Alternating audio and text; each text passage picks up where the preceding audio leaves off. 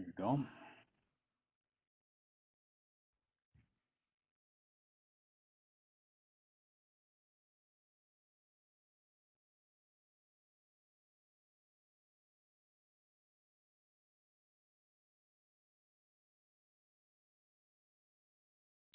Okay, so we'll go ahead and get started. Hopefully we don't have too many people coming in late, but that's not a big deal. They won't miss a whole lot. My name's John Anderson. I live here in Sioux City. I've been a beekeeper for about 15 years. I keep anywhere from half a dozen beehives to 2 dozen, depending on the time of the year or how good a year I'm having. I'm going into winter this year with 17. Some of them are right in my backyard, right here in Sioux City, and some of them are just north of the Sioux City limits, just outside of town. Oops. Okay. For those of you on Zoom, I mean, if you want to break in and ask a question, I think we can hear you. It might work best if you try and send a chat. Dave Gross is on my second laptop, which is oddly named John Anderson 2 instead of Anderson. So you could send a chat to Dave and hopefully he'll catch it and then he can ask. Otherwise, try and keep yourself muted on Zoom if you would. So this is a 1 pound jar of honey. A honeybee will live 4 to 6 weeks, and in its lifetime, one honeybee can make about 1/15 of a teaspoon of honey. So it takes just over 750 bees their entire life to fill this 1 pound jar with honey. And in order to do that, they have to visit somewhere around 2 million flowers, 2 million blossoms. So it's a lot of work, and Mother Nature throws a lot of obstacles at them. And I want to start out talking just a little bit about honeybees in general, and then maybe we'll get a little more specific into beekeeping itself. So before beekeepers came around, honeybees did fine all on their own, living in hollow trees in the forest. They don't need the little white boxes that we put them in. I think it's best to start talking about bees by talking about how they survive out there on their own. So I want you to think about a hive of honeybees in a hollow tree living on the edge of the forest out there somewhere. Colony is the name we give to a functioning, self-sustaining group of honeybees. Hive is usually the white box that we put them in. Colony is the organization of bees that go in it. So colony of bees has one queen, a few thousand drones, which are the male bees, and several thousand worker bees, which are female bees. They build honeycomb out of wax that they secrete from their abdomen, and they're going to take the wax and attach it to the top of this hollow tree, the inside of the hollow tree, and build their comb out and attach it to the sides of the tree, and basically start at the top, work their way down. The bees are going to go out in the forest and in the meadows around that forest. They're going to gather nectar and pollen from the flowers. They're going to bring that back into the hive. They're going to store the pollen in the comb that they're building. They're going to turn the nectar into honey, and they're going to store the honey in the comb. And they will continue to fill that tree up until they are out of space. If they're successful enough, they'll fill it up until there's no more space in that tree. So if they run out of room in the fall, that means that they've got all the honey that they can store and they're set up for winter. So they'll basically just hunker down, eat the honey, vibrate their wings to generate heat. They'll stay warm by doing that all winter long. And then next spring rolls around, they're ready to start again.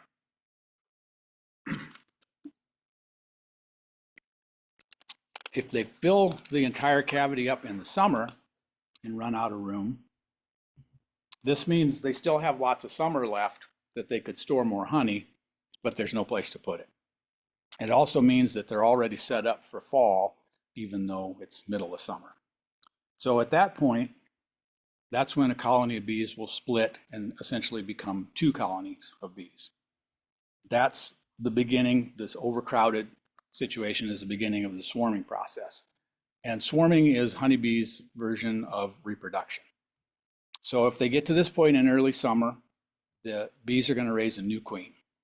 new queen, and half of the bees are going to get to stay in this hive, and they've got the honey, the comb, they've got a fully furnished turnkey house. The other half of the bees and the old queen are going to fly out of the hive, and they've got a challenge ahead of them. They're first going to start out by clustering on a branch. They'll cluster in a ball the size of a basketball or a volleyball. The queen will be in the center for protection. And then scout bees will go out and they'll start looking for a new place, another hollow cavity, another tree that they can move into. Once they find a new home, all of the bees are going to move into it at once, and they'll instantly start building comb. And before they left the original colony, they loaded up on honey. If it didn't take them too long to find the new home, they've still got some honey, so they'll store it in these combs right away. But it's not enough to last them more than a few days. So they're going to have to go out and find nectar and pollen and bring it back into the hive. They're going to have to turn the nectar into honey. They're going to have to build out comb to store the honey in. And they're going to have to work all the way from midsummer when they started the swarm until fall to build up enough to get them through the next coming winter. So if they're successful and both colonies survive, now there's 2 colonies out there where there used to be 1. Next year, if it's a good year and both of those colonies swarm, then the year after that there can be 4 where there used to be only 1. So you can get an idea of how quickly they can spread. Honeybees aren't native to the United States. We brought them over when we were settling the country, and they actually spread across the United States faster than the settlers did. These days, they don't spread on their own like that.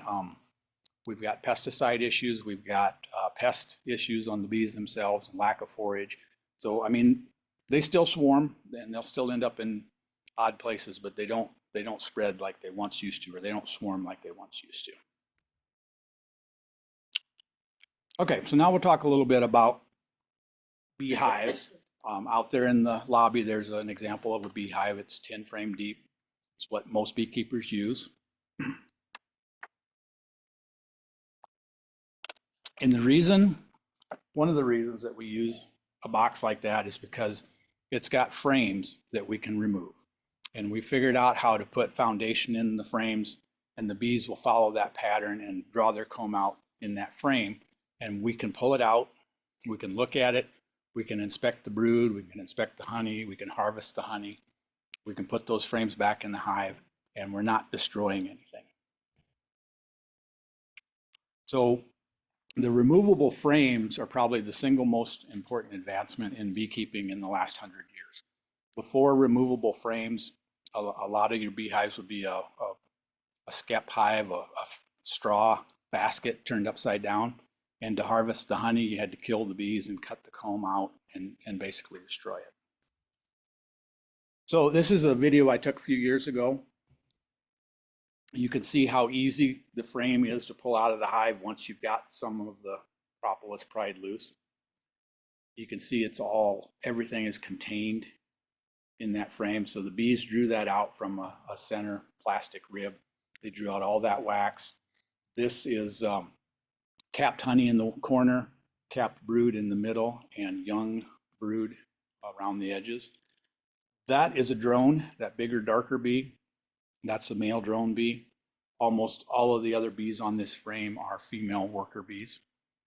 This is capped brood that we're looking at. And now over on this edge, we're moving to open larva all the way out to honey on the very edge. And these bees with their heads in the cells are either feeding a young larva or they're pulling nectar or honey or pollen out of a cell to either feed to a larva or to eat themselves so that they can generate food to feed the larva. This is all open larvae, the little C-shaped white worms. These are about ready to be capped. They're fairly mature. And then there's capped brood baby bees underneath those cappings there.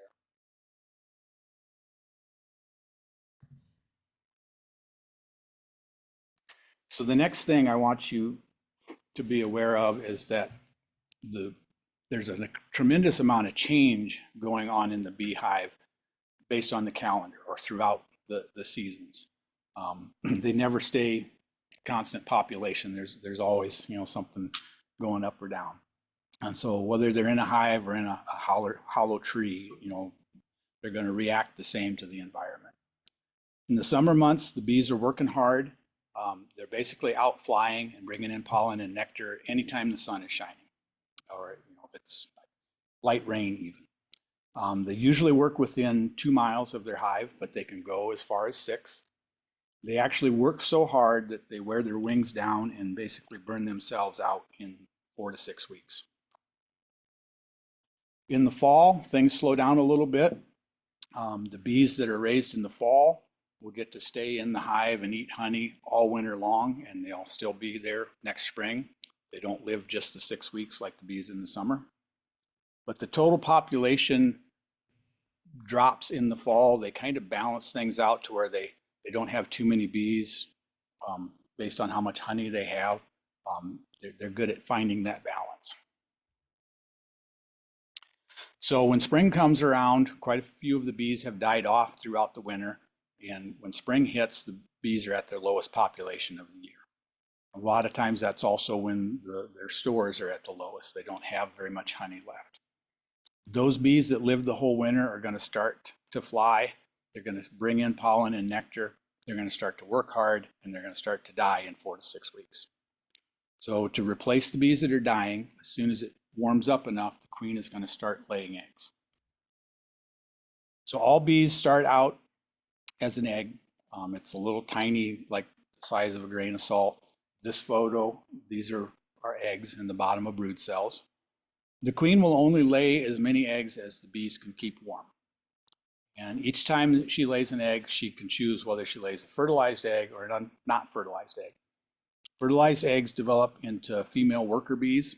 It takes 21 days, 3 weeks, for a new worker bee to go from egg to larva to pupa to an emerging adult bee.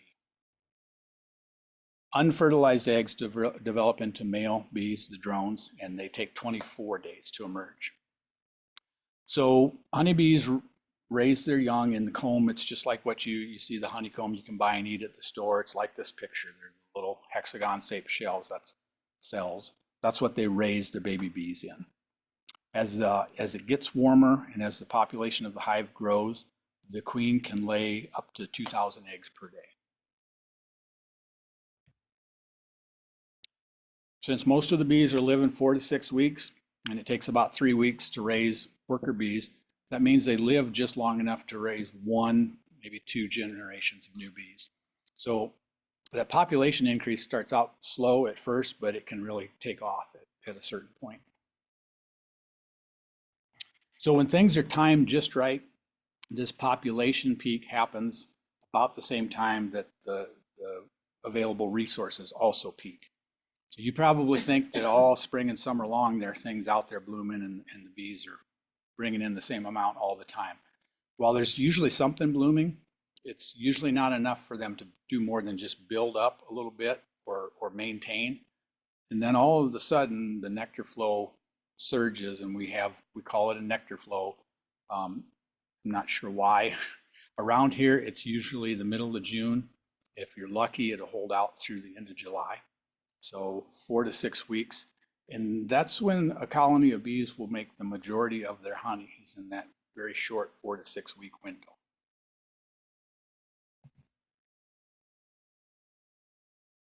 So if the hive population peaks before this nectar flow kicks in, the bees have the potential to make a lot of honey. They can make up to 5 pounds of honey in a day. I think I've covered all of it so far. Most likely time for the hive to send out a swarm is right after the spring nectar flow or during the summer nectar flow. So again, they swarm when they're out of space. The queen doesn't have anywhere to lay. They've got plenty of stores, and there's enough time for the swarm to go out and build up resources before fall. So early summer is a very likely time that they'll swarm. So if the colony doesn't swarm when fall rolls around, basically things slow down. They're usually on the verge of running out of space to lay eggs, and the nectar around here, especially in the middle of August, the nectar flow will slow down to the point where the bees are probably eating more than what they're bringing in. But this opens up a space for the queen to start laying some more eggs, and they'll raise a new generation of bees, the winter bees that are going to survive the whole winter. So in the wintertime, the bees stay in the hive. They really can't go outside of the hive and fly unless it's 50 degrees or warmer and the sun is shining. To stay warm, the bees all bunch together in a ball, and they will contract and expand that ball of bees based on temperature. And the outer layer of the bees get very tightly packed to the point where it's actually hard for air to move in and out of that cluster when it's really cold. They disconnect their wings, but then vibrate those flight muscles, those wing muscles, and that generates heat. And then they eat honey so that they have energy to generate that heat, and they just do that all winter long. If they need to, they can actually warm the center of the nest up to 98 degrees even in the middle of winter.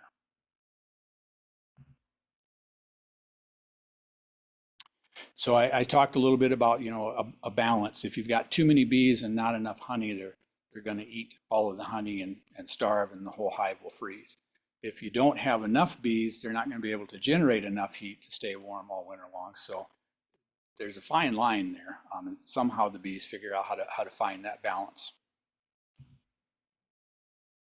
So in the spring, the population is going to be at its lowest. This is a difficult time for the bees. It's hard to survive long enough to get to those first flowers. So the early flowers can be pretty important. Maple trees are one of the earliest sources of nectar around here. Dandelions are good, so you can leave the dandelions in your lawn. You can tell your neighbors that you're saving the bees. So that's about as far as I want to get in kind of a basic overview of the honeybees, the reproduction cycle, and getting into the hive. We'll get into all of that in much more detail if you continue with the class. So. Any questions or anything? Okay. Dave, how are we doing on Zoom back there? Was there a question?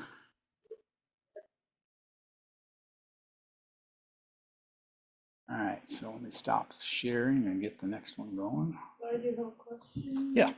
Relatively mild here.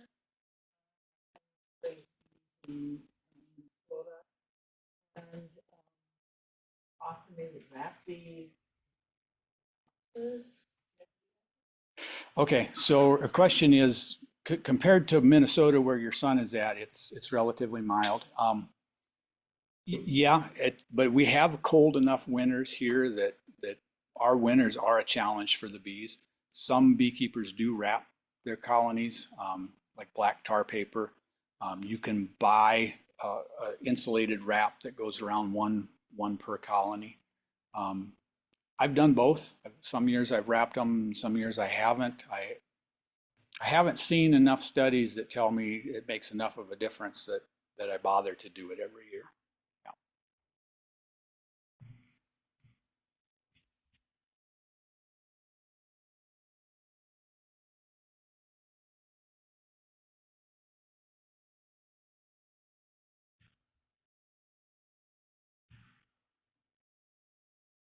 All right, let me make sure I got this one shared.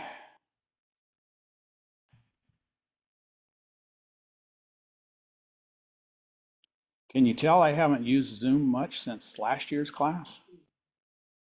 So are you seeing that back there? Yeah, I can see it. Okay. All right. So the object of this first session is to give you an idea, a little bit of the time and the involvement and the money that it will take you if you decide you want to get into beekeeping.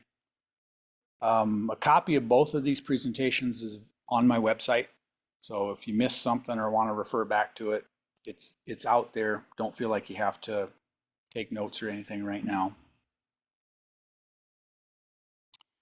So this is my beginning beekeeping page. There's a lot of stuff up top, but if you scroll down to where you see these green beginning beekeeping class sessions, that's where all of the sessions are. If you decide to continue to take the class, you'll want to read session 2 before class next week.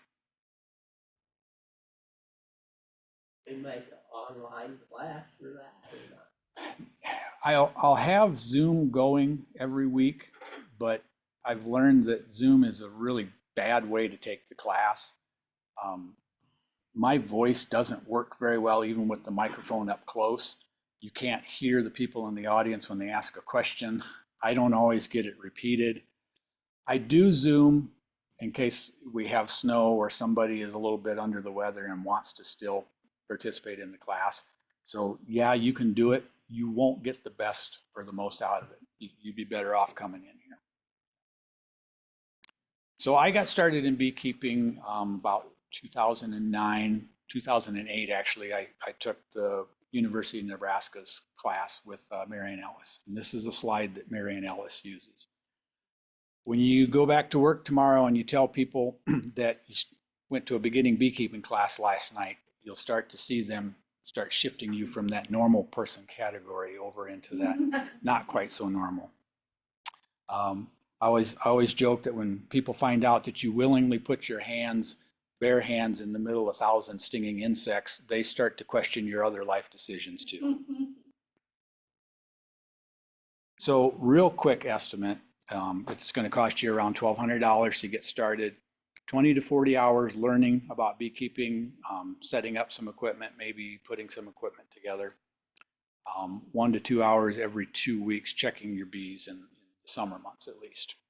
Those are very rough estimates, but so the first thing most people want to focus on is how much time is going to be involved in it. There's a lot of variables, but we can give you some guidelines. Once you have the hive set up, you need to check it probably every 1 to 2 weeks. Bee Informed Partnership recommends every 10 to 14 days and no less than once per month. This changes depending on the time of year. So during most of the summer months, checking it every other week is probably going to work pretty well.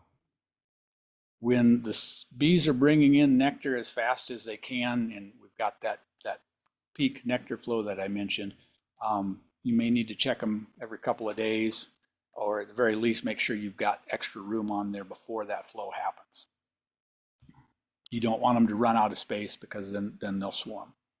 So in our area, that really busy time is usually the middle of June, sometimes through the end of July. So make sure that you're at least paying real close attention to them during that time period. In the colder months of the year, you won't need to check them at all.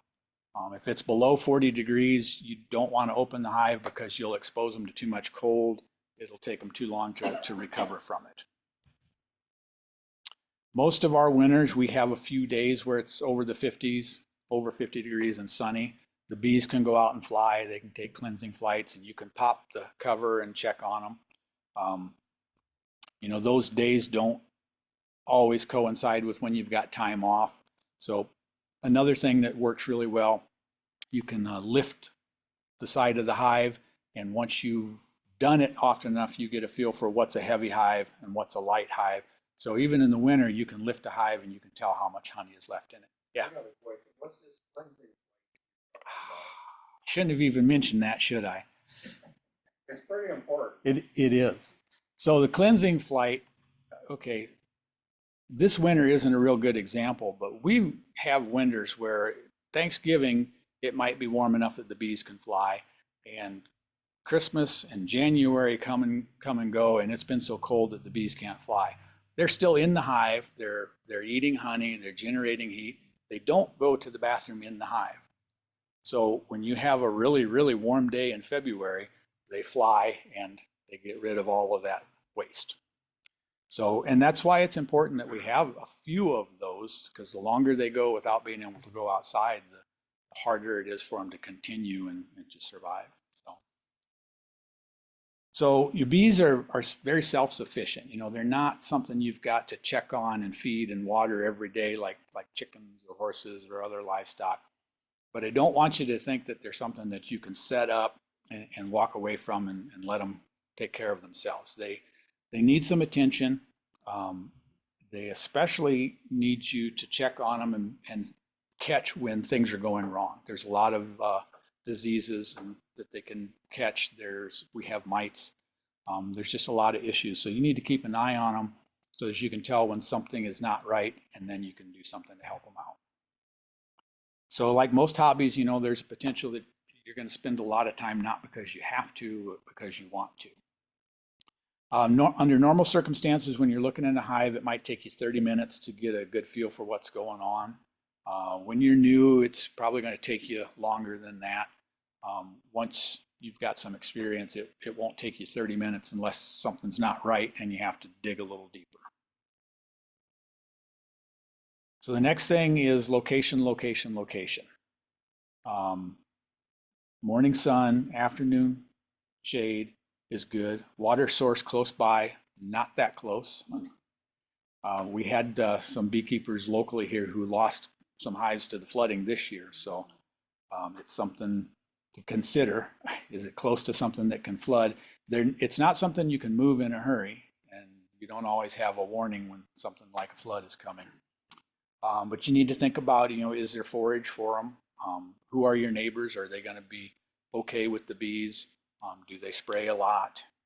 There's a lot of things to consider. Can you keep bees in your backyard in town? In Sioux City, so the Iowa honey producers had someone go through and look at all of the city ordinances for the bigger cities in Iowa and interpret them. And the way that they interpret the Sioux City ordinance is that they are legal within the Sioux City limits. I would caution anybody who has them in town, even if the city ordinance is very clear that you can have bees in town, have a place you can move them to. Because if something happens, you might be asked to move your bees or forced to move your bees, even if the law says you can do it. So it's a good idea to have another location that you can move them to quickly. The bee club does have people that are looking for others to put hives on their property. So there are places you can put bees that aren't yours. It's hard to know if a location is going to have the resources to support a couple of hives until you try it sometimes. This is actually a map of the extension office is just south of that red dot. The mall is across the highway. You wouldn't think that's a good place to put bees, but look at all the green south of the highway, so it might not be too bad. Yeah. Okay, how far do you want to keep it from pesticides and stuff? As far as possible. That's hard here. It is, yes, it's very hard. You know, if you can put a beehive somewhere in our neighborhood and you can't throw a baseball and hit a cornfield or a bean field, you're doing pretty good. You know, it's all corn and beans. The herbicides aren't maybe so bad for the bees, you know, stuff they spray on the weeds. But like soybeans, they put things on soybeans that aren't good for the bees, insecticides and fungicides. So yeah, if you've got a choice as far away as you can get them from pesticides and things that are being treated, some things that you can do, like if you got a neighbor on each side of you and they're open to the idea, tell them if they have to put something on their lawn to put it on early in the morning or late at night, because the bees aren't very active early in the morning. The bees spend all their time in the hive at night. I would recommend right before sunset, because whatever they put on has more time to get into the plant, and when the bees come out the next day, there hopefully is less of it. But you know, some things that they put on are systemic and go into the plant, and they're in the pollen and in the nectar.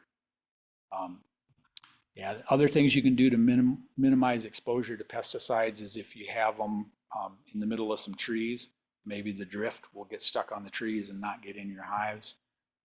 Just little things that you can maybe do to help, but yeah, it can be a problem.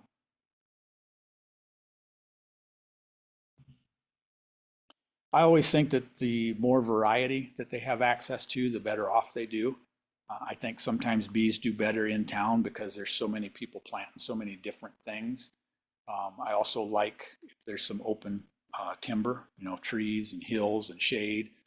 Even if you've got the same type of plant growing, it's gonna grow slower in the shade, and therefore it spreads out that nectar flow for that particular plant. So variety does help. So the next thing people want to know is how much will it cost? And again, there's a lot of variables. And There's some things you don't really need too bad that you could spend money on, but there's a certain amount of things that you're going to have. You need some protective clothing, you need some tools, and you need some equipment to house the bees in. We'll get in more detail to all of that later on. My advice and the advice of most beekeepers is that you start out with 2 colonies of bees. So by having 2 colonies, you've got something to compare to. You can tell when one's doing really poorly compared to the other one.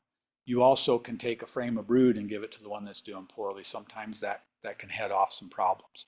So it's a good idea to have 2 hives. Yeah.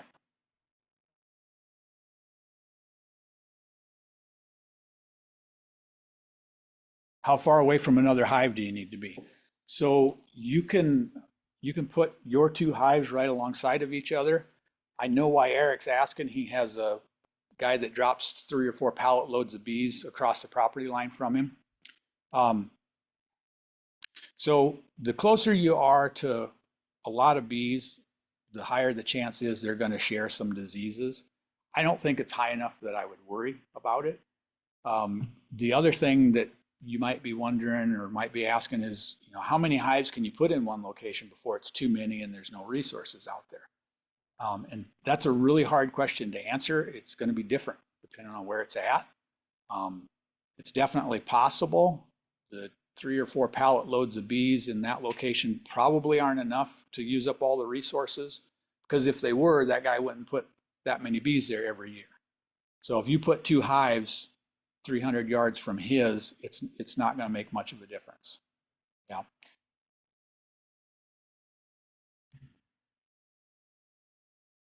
Okay. So that recommendation of getting 2 colonies, it's going to factor into the cost too, because now you need 2 sets of equipment. So here are some of the things that you're going to have to purchase. So you got to have a hive to put them in. There are some different options, but I'm just going to assume you're going to use the 2 10-frame deeps like the example hive out here in the atrium. Keeps things from getting too complicated. I also, though, stress before you buy equipment, if you're concerned about lifting heavy hives, that you might want to think about using 8-frame mediums. I use all 8-frame mediums. So full of brood, bees, and honey, an 8-frame medium weighs 48 pounds. That's 32 pounds lighter than a 10-frame deep full of bees, brood, and honey. So, if 80 pounds is not something that you want to lift all the time, when you get started, it would be a good time to go with 8-frame mediums instead. 8-frame mediums have their own set of other issues to consider. A little too in depth to get into right now. If you're thinking about it, I've got a blog post on my website or a link on my website with some information. So check it out if you're thinking 80 pounds at a time is more than what you want to lift. So Dadance has a good photo of the components of a beehive.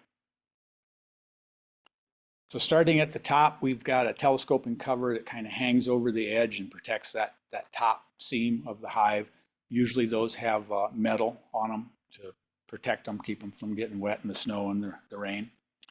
Under that's an inner cover that basically creates a bit of a dead space, a little bit of insulation. Below that, this picture has shallow supers. That's where we get the bees to put the honey.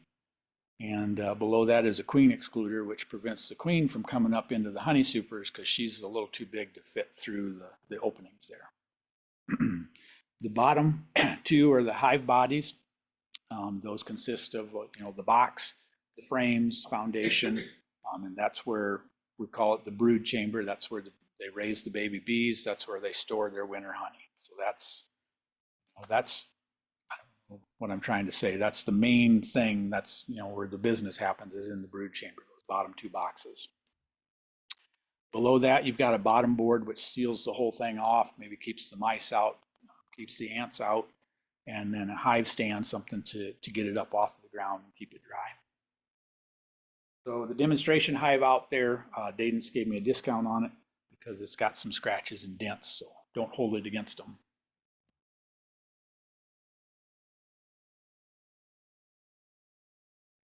So You might decide, you know, some of these things you don't need, some of these things you can build yourself. You definitely don't need honey supers until the colony builds up. A lot of us don't use queen excluders at all. I use concrete blocks for a hive stand. But you're going to need at least a bottom board, one or two hive bodies and the frames to fill them, an inner cover, and a top cover. And again, you're going to need to get 2 of them. So another thing that you want to concern yourself with or consider is protective clothing. Getting stung is just, it's part of beekeeping. I don't want anybody to think that you can get into it and get by without getting stung. You might be able to be really careful and go a year and get stung once or twice, or maybe not once for a whole year, but it's just part of beekeeping. If you're nervous about getting stung, I recommend that you get a full bee suit. The last thing I want you to do is go out in the bee yard and get nervous and fumbling because you're worried about getting stung. So get the full suit. It's not 100% guarantee, but it helps a lot.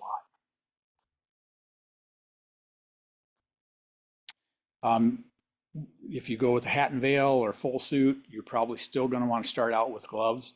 A lot of experienced beekeepers don't use gloves. You can feel what you're doing. The gloves get in the way and they slow things down, but until you're accustomed or comfortable with getting stung, you're probably going to want to wear some gloves.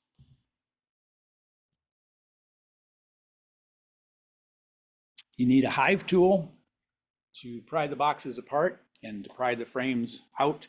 The bees glue everything together with propolis, and you won't get too far without a hive tool. You need a smoker. We use the smoke to basically mask the pheromones that the bees use to communicate. We say that it calms them down. What it really does is it makes it harder for them to get revved up because the other bees are revved up. So to make it simpler, I'm going to assume that you buy your equipment assembled and painted.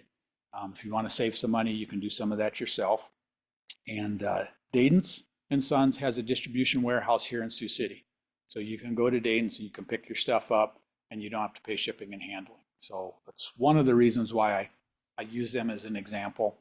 They have an online catalog. There's some catalogs out there, and I'll have this year's catalogs later. So Dayton's has a beginning beekeeper kit. That's going to include a book, First Lessons in Beekeeping. That's actually a pretty good book. A bottom board assembled and painted, 2 deep brood boxes with frames, foundation, again assembled and painted, 1 medium super, an inner cover, a top cover, a hive tool, a smoker and fuel. You get a bee brush, queen excluder, and an entrance feeder, and you get a set of gloves, and you get a pullover hat and veil. So everything you need to get your bees in and work them and be protected. So in 2024, the cost of that was $430. So you need a second hive. They have what they call an expanding apiary kit, which is $349. So you end up with 3 honey supers with the 2 kits, and you might not need them the first year, but if your bees are doing well, eventually you'll need the honey supers. You definitely want to have them before you need them because you don't want the bees to run out of room. Yeah, Dean is laughing because he knows sometimes you can't even buy them and you need them. I've got some boxes on that never got painted because I needed them too fast. So. Yep. So the equipment's going to run you about $780. But you're not done yet. You need to put bees in them. And it's really common for beekeepers to start with what's called a package of bees. This is a queen in a little cage, a can of sugar syrup, and 3 pounds of bees all in a wooden box with screens on both sides. This picture is a plastic package. It's got screens on all sides, but that is a package of bees. There's 3 pounds of bees in there. The other popular option is what we call a nucleus or a nuke. A nuke is 4 or 5 frames of bees, brood, pollen, honey. It's basically a tiny, fully functioning hive. It's just the 4 or 5 frames. So packages usually run somewhere around $150 each, and nukes around $180. So if you add the equipment and whichever way you go, packages or nukes, you're rounding that up, and that's where I'm coming up with the $1,200 to get started.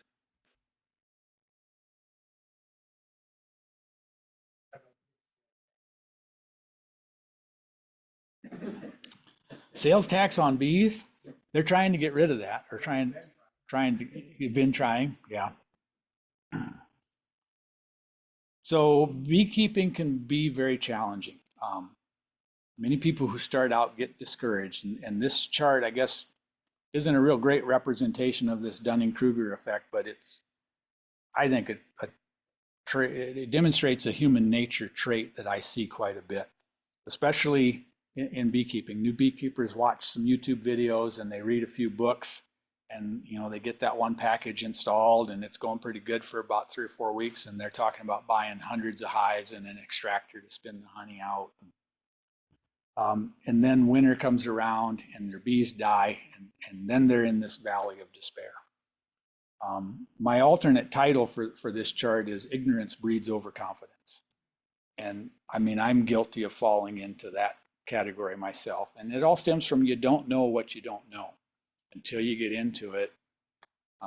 So for new beekeepers, this valley of despair can be pretty hard to get out of.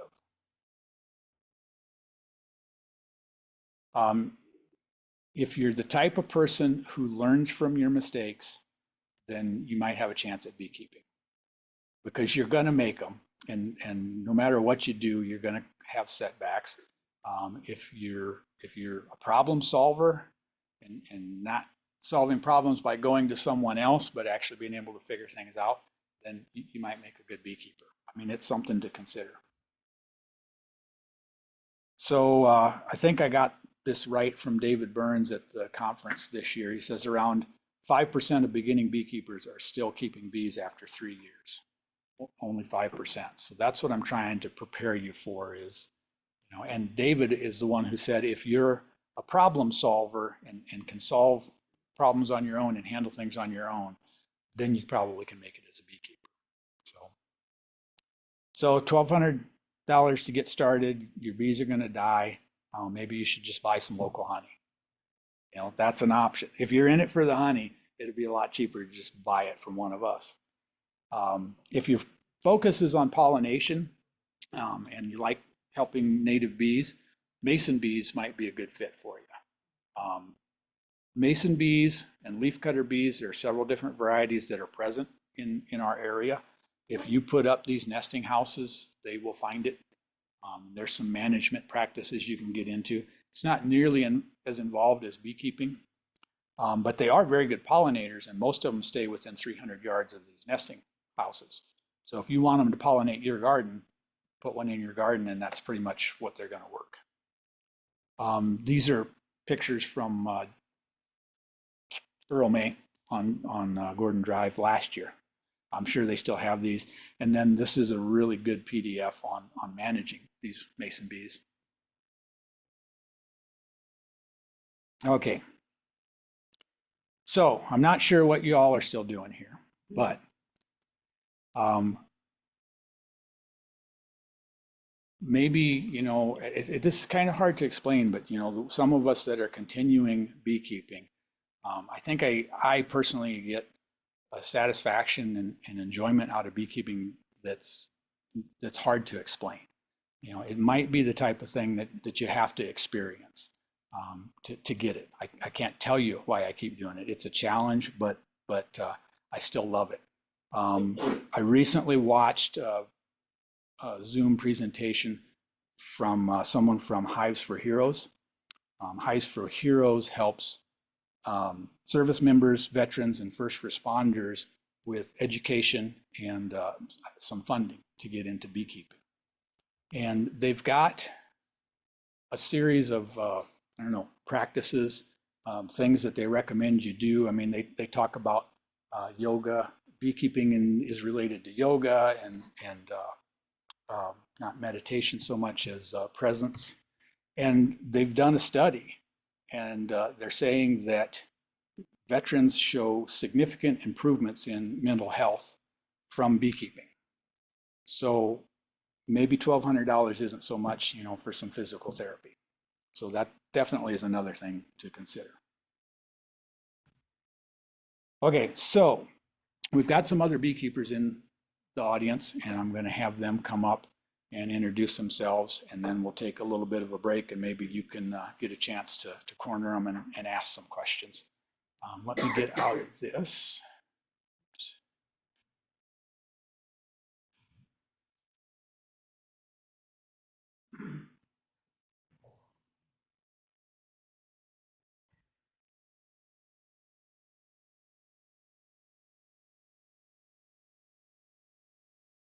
Okay, so who wants to go first? And if you wouldn't mind coming up so the people or person on Zoom can hear you. Dean, you gonna come up? Yeah, that'll work too, thank you.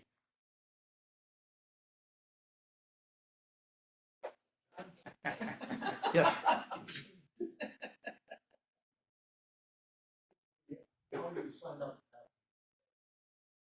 So go to loneoakhoney.com, go to my beginning beekeeping page, there's a tab on the left.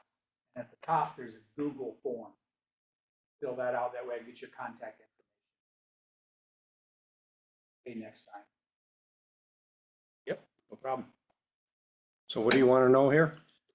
Just who you are, a little bit about your beekeeping, why you keep doing it. My name's Dean Johnson. I've been doing this for about 11 years now. My wife and I took a beekeeping class like this a long time ago, and just kind of continue. I deal with the bees and she deals with the honey.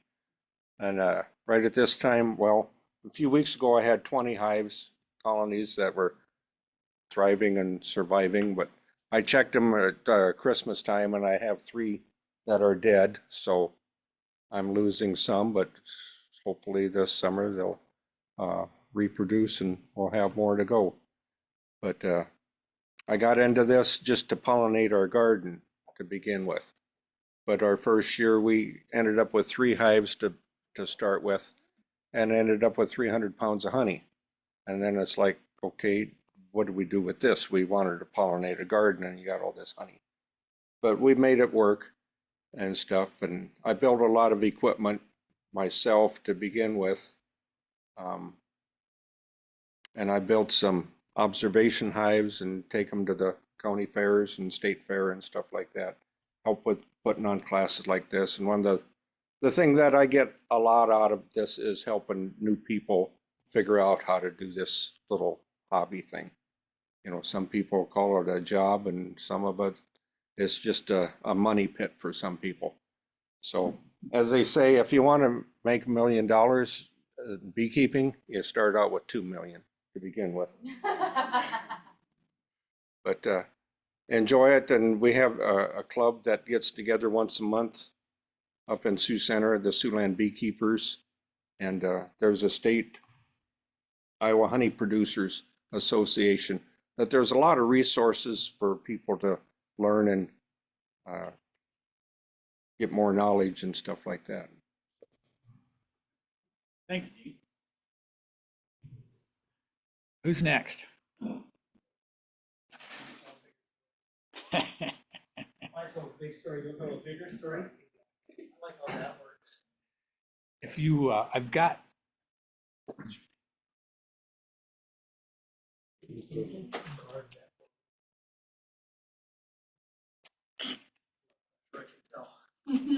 I've got details for your class later, but feel free to talk about it too. All right, excellent.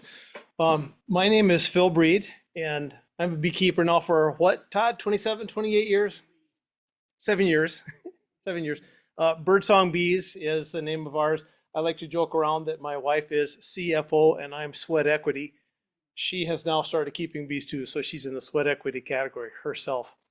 I am also vice president of Siouxland Beekeepers. And as Dean said, we do meet January through October, the 4th Thursday of every month in Sioux Center at the community library. I highly recommend, if you're going to be a beekeeper, get involved with a local club. Anybody that's closer to Omaha, they have a fantastic club. If you're up by Sioux Falls, they have a growing club. But get involved there. Find a mentor. Have somebody that you can call, that you can FaceTime, that's willing to come over and be generous enough to provide them with a little something, whether it's a bag of beef jerky or a bit of honeys or a little gas money, something like that.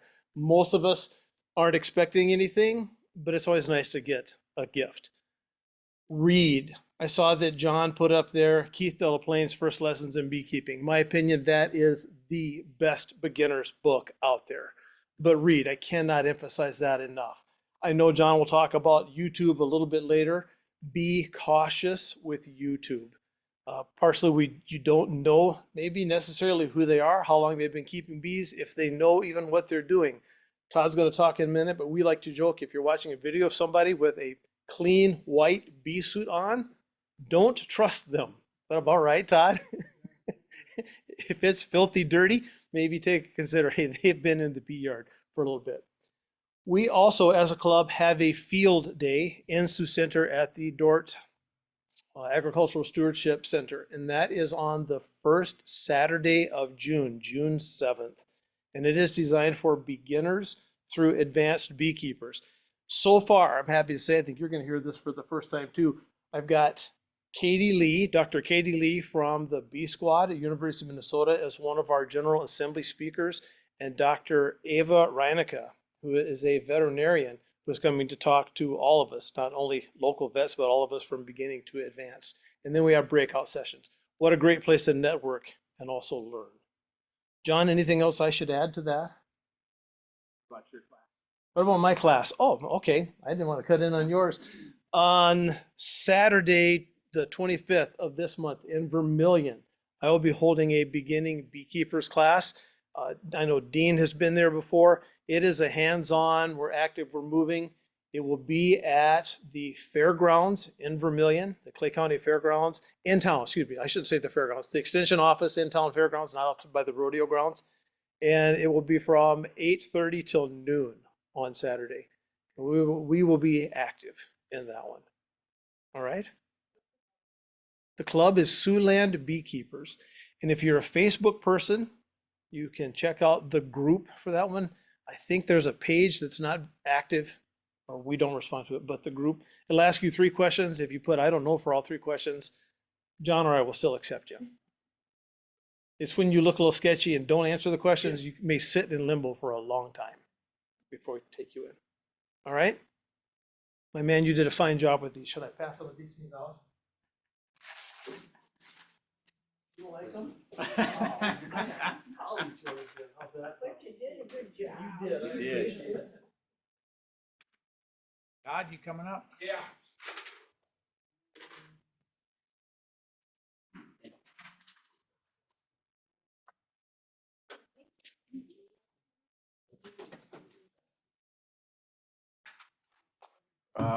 I'm Todd Ostler from Lamar's, Iowa. Been beekeeping around, I think this is year number 9. Mink Creek honey is what is my honey is labeled under. There's a few things I wrote down here.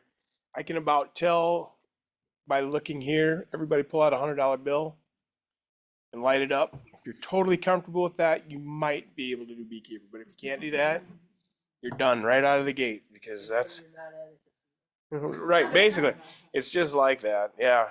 So a few things. I'm also a member of the Siouxland Beekeepers Club. And like Phil said, that's probably a good thing. You get to meet with people every month and what you should be doing at what time of the year. So a lot of people there. Also that Facebook page, like you said, most all of us that are members there are answering questions on it, stuff like that. I was going to bring up the deal about David Burns at the Iowa Honey Producers, but John already said it. 4% of beekeepers are still at it after 4 years. So it's not like it's an easy game to play. David also said beekeeping is all about problem solving and critical thinking. And he had a pretty good example of that with, he said, if you were in an airplane and you're going along and the pilot died, and all of a sudden they come back, does anybody know how to land a plane? And everybody says no. So somebody's like, well, I guess somebody's got to try it. So they get in the seat, they try to land this plane, they contact air traffic control, and they walk them through how to land that plane.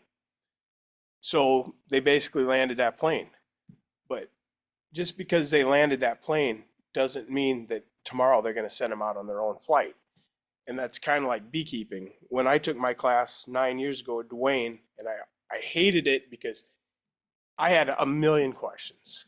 I'm like, what should we do here? What should we do here? And Dwayne would go, well, you can do that. Dean, you know what I'm talking about. Right. What do you think you should do? And I hated that because I did not know. And I wanted him to say, well, today you should do this and this and this. But that's not what he did. But he was always kind of, you can do this or that. Well, that's what David Byrne said. Beekeeping is critical thinking. You have to think, and what you do right now will affect you later on in the season. If you're going to split this colony or not, okay.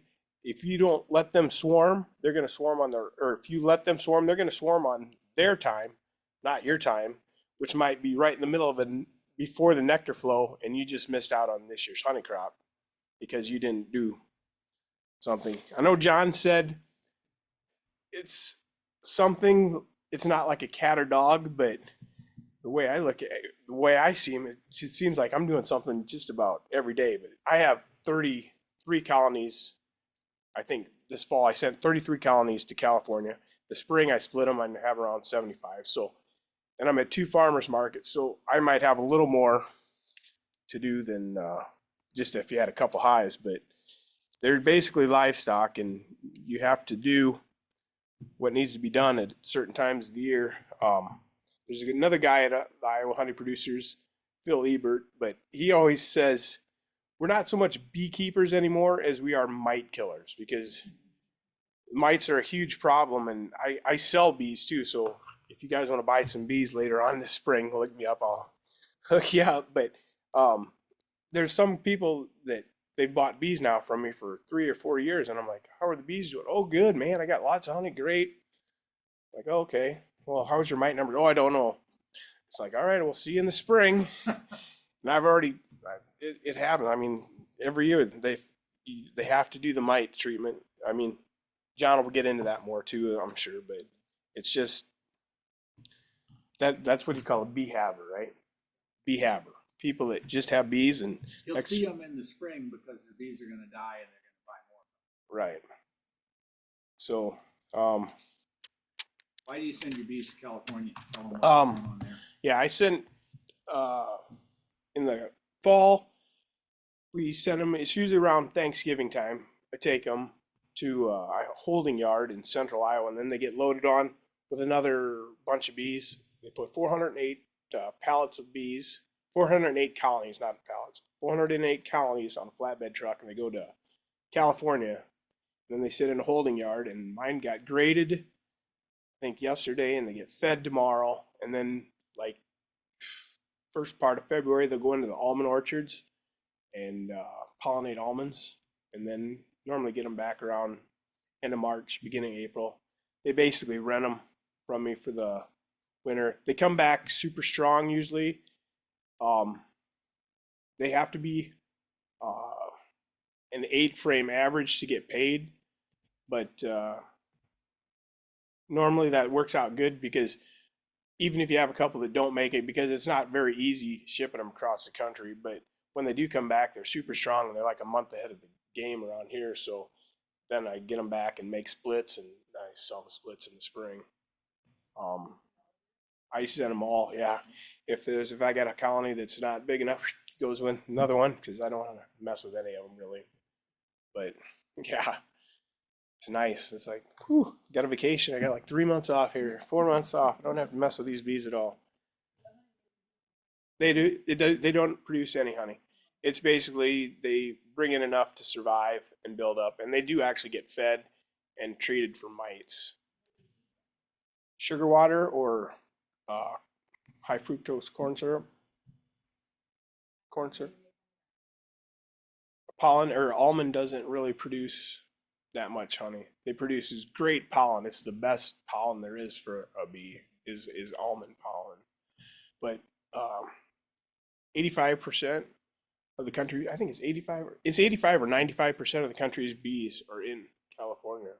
the month of February. So if you see truckloads of bees with a big net over them or something, that's where they're going normally this time of year. So it's you can definitely keep bees around here during the winter because they can die out there too.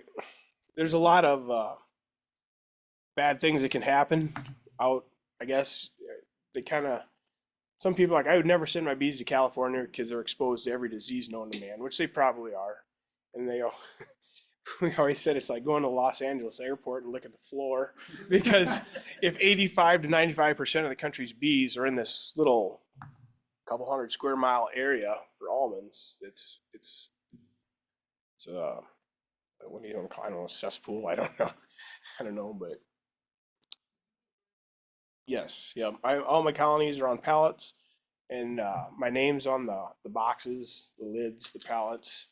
They just keep them separate, and like I say, they graded them the other day. They went through and made sure that they were strong enough to go in there, and then they'll all get fed and treated for mites, pollen patty, all that, and they come back. Which, or I could go down the breakdown, the payment schedule. So it's anywhere from $180 to $200, roughly around there, for for them renting each colony for bees. That's what they pay, but it has to be an 8-frame average. And if it's not, then you don't get paid, and then you're still paying the shipping. Well, the shipping, after they take the shipping off, and the feeding and the treating and the unloading and the loading, and me figuring in my costs down there and back, it's like $85, 80. I don't. It depends on the year. This year might be less. I'm not sure. So, but if you don't have a strong 8-frame colony, or if you lose a lot, then you're going to go in the hole because you're paying the shipping on a colony that goes out there and doesn't get revenue from pollinating the almonds. So, then that, like I say, yeah, I think there's only a couple in our club that send them. There's a John Shoemate and I. There was another guy, Dave Corver. That's who I got started with years ago, sent to California. And that's another thing I should bring that up too. When I started, I'd always get Dave to help me if I had a question, because like I say, I had questions, but I wanted an answer. I didn't want Dwayne saying, "Well, you can do this or that," but picking on Dwayne here. Um, So if you need help with anything, you can't just call up your buddy, "Hey, you want to come over and help me do bees?" Because they're going to tell you where to go. So what I did was I helped Dave, and then he helped me, and then we started sending him to California. Well, then he moved to Kansas here a couple years ago, so I lost my help. So I work in Lamar's at Plymouth County Road Department, and I had a yard where I had bees at one of the guys I worked with. And he kind of came out and he was kind of intrigued by him a little bit and watched what I was doing. So after a couple of years, I got him conned into getting his own bees, which is good because now I have help. So somebody else that has a bee suit, and if I need help harvesting honey or making splits or whatever. So, but yeah, if you ever get to the point where you need help, it's tough because everybody's like, "Nope, it's too hot." Of course, good to have that club. Right, exactly. Exactly. But anybody else have any other questions? Thanks, Todd. Yep. Dave, you coming up? So Todd is a good example of when you get advice from a beekeeper, you want to consider their perspective. I'll tell you that you need to check every single hive for mites because I've only got, like I said, sometimes half a dozen hives. Todd will tell you you just need to check a couple of them and assume they're all that bad because he's got how many? Sometimes 70.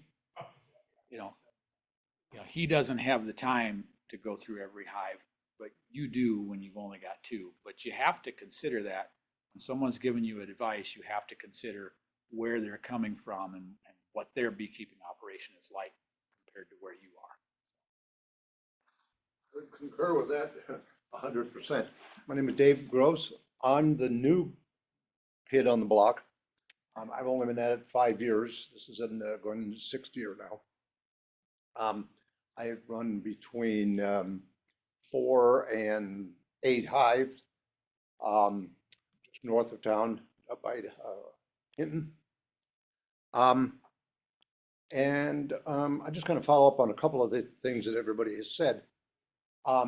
YouTube is my very favorite place to go for information other than Dean. Now, first class information, you want Dean, one of these guys.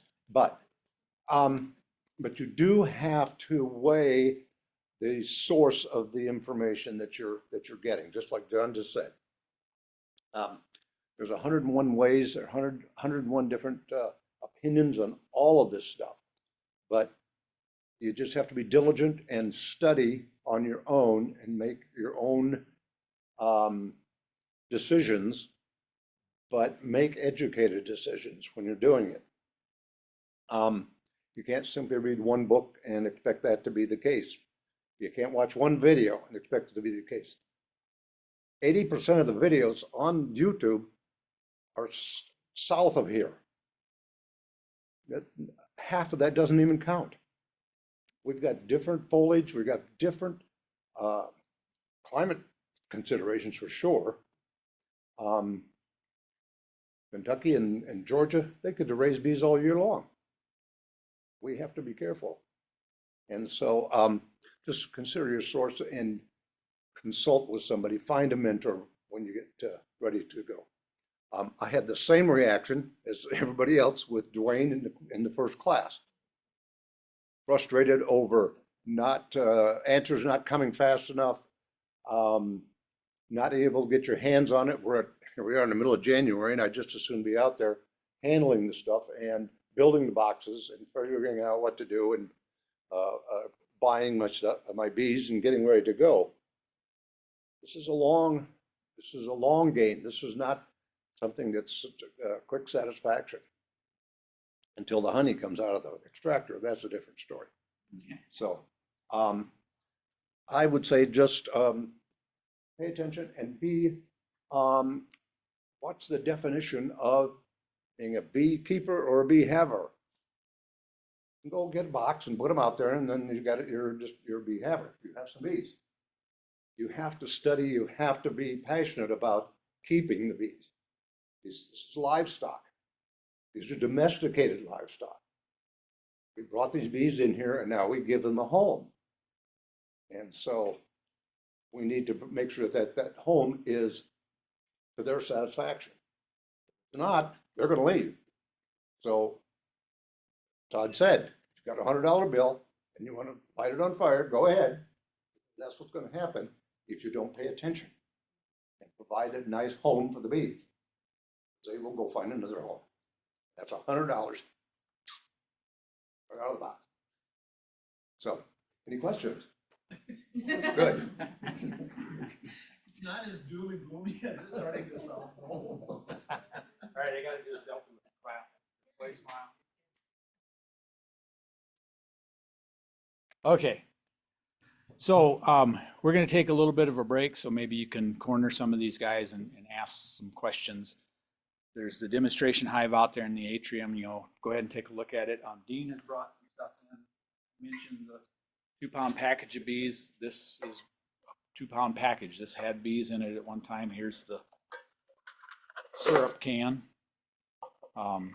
So you can check that out. That's what we would put a 4 or 5 frame nuke in, that box over there. We've got a few people on Zoom, so I will try and maybe get unplugged from the room here and try and see if anybody on Zoom has any questions. And then I do have a little bit of a presentation afterwards, but for now, let's take a little bit of a break and mingle and get some questions answered. Yeah. Okay. Yeah, thank you. Thank you. Thanks, I appreciate it. Yeah.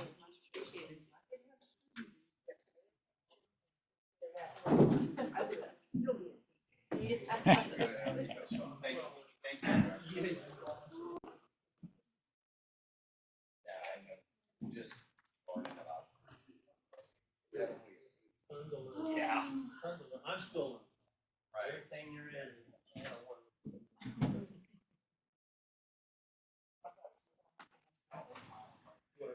Apprentice? Would you take? That's a hard one to say yes to because I don't always know where I'm going to be on what day. That's the most difficult.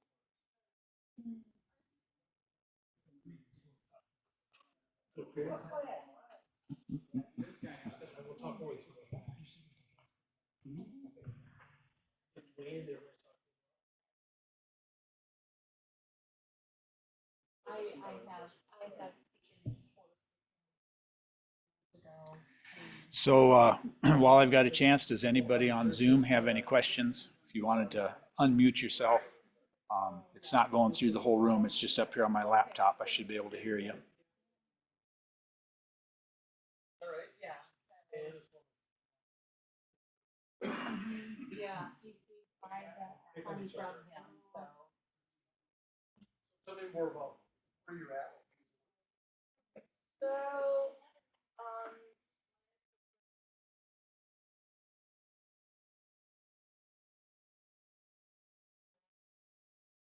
But.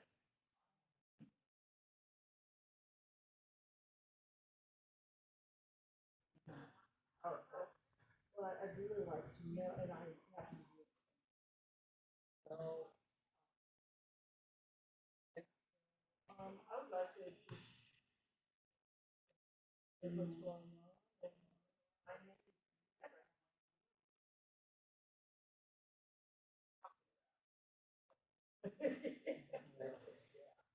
Are you well?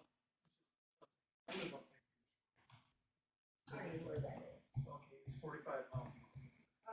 Well, 45 minutes drive. So for me to say, hey, Cheryl, run down one big road. I do keep these at Adams Homestead and Nature in North Sioux City. okay.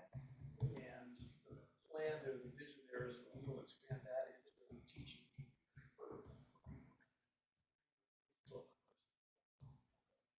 If you are a Facebook person and you are interested, this is a group. I don't solicit anybody for that way. If I know that I'm going to be somewhere here, and Sure. I put it there. Say something schedule, work schedule.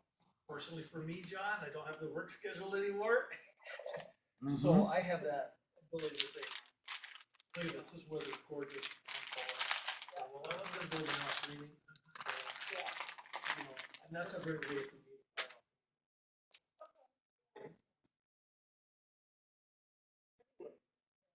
Probably look figure it out.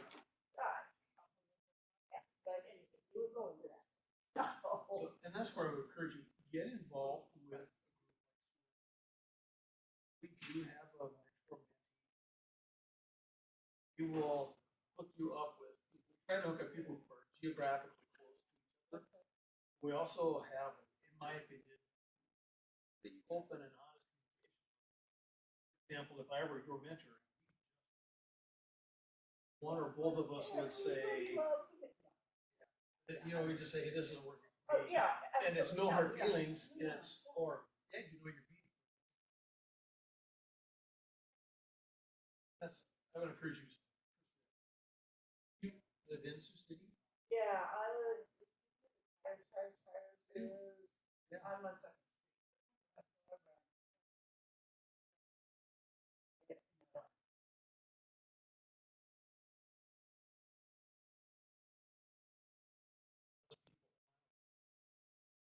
Yeah, that's true.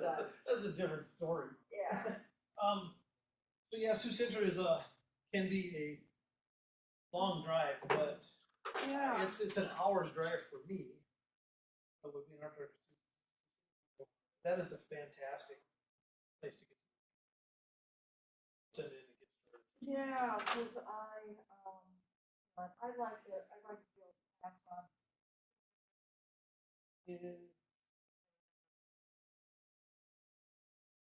started, um, and for the tribal areas. I've heard that there were people that had Yeah. that's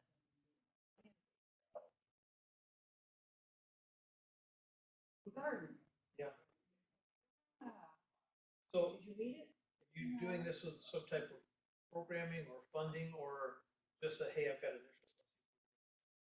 I'm interested for myself, Okay. you know, and,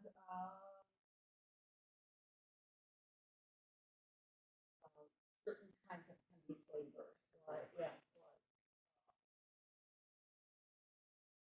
like, the great, but, um,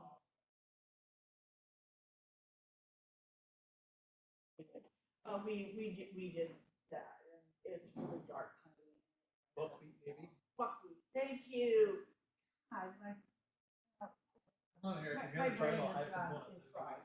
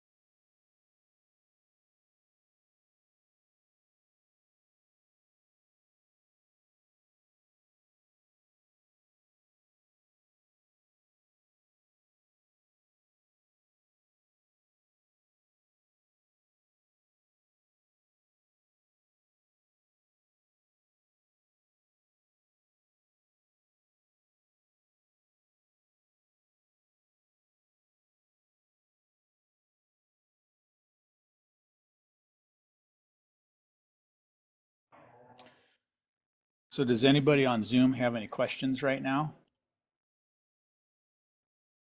We're actually having a pretty good conversation out in the lobby. I'm going to see if I can get a laptop out there, but no promises.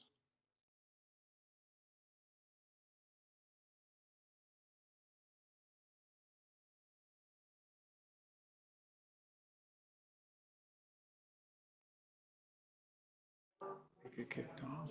No.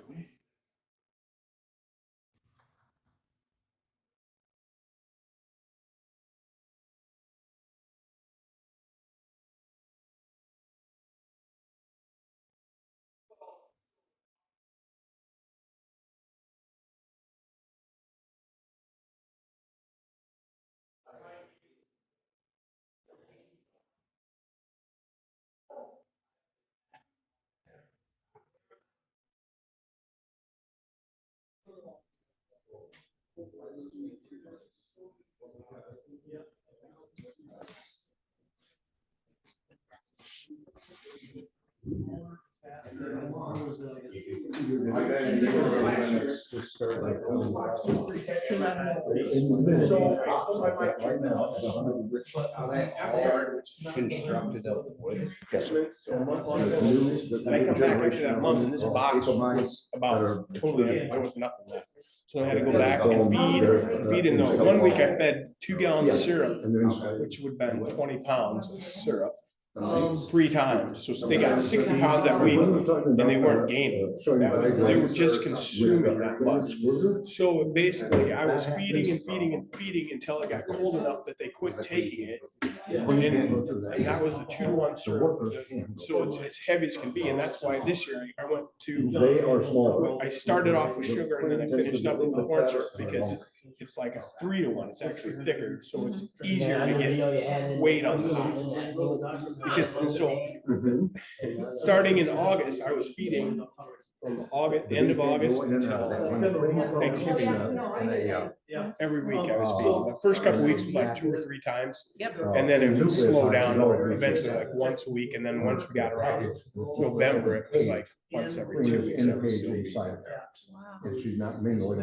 When you're feeding, you just dumping it in there. Yeah, so I don't know, there's not a feeder. There's no feeder in there. It's like a big tray, like it's like this wide. And I use 2-gallon feeders because I'm feeding so much. So it's like this wide and it's the same depth as here. So you basically take out two frames and it's this size and this right here, but it's in the bottom box because I want the top for as much honey as I can get. And then you just, what I do is just take it apart and slide it over like that, fill my nozzle and fill that up. And it's funny because if it's a good 85, 90 degree day, that'll be gone in like 3-4 hours. 2 gallons of syrup is gone like that.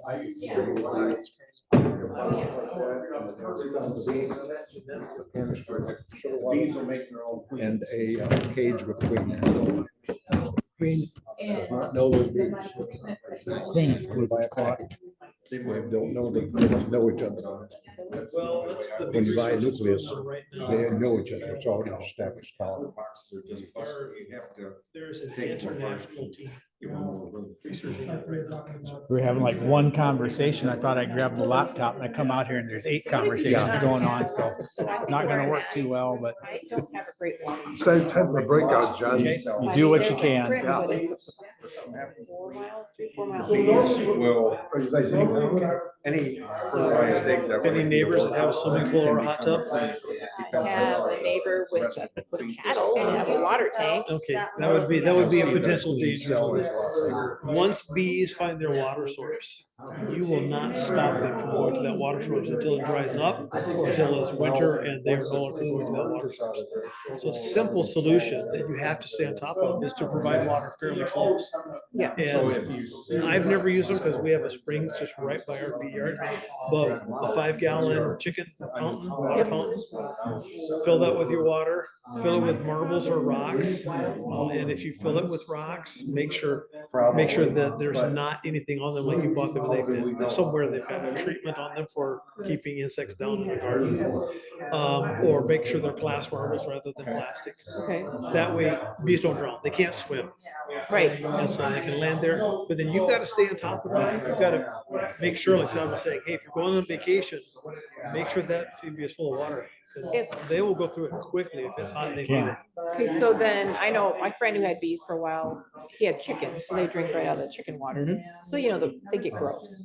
Does that bother the bees if the water, you know how the algae builds up Bees inside? like the grosser the water, the more bees like it. Okay, And so it's it's generally not an because of issue. minerals and salts. I didn't know if I needed to keep it really clean, No, just let it get algae inside that thing and let her go.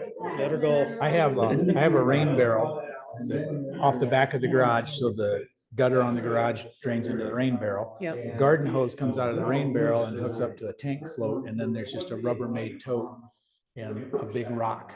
So the bees can land on the rock and they can walk down to the water.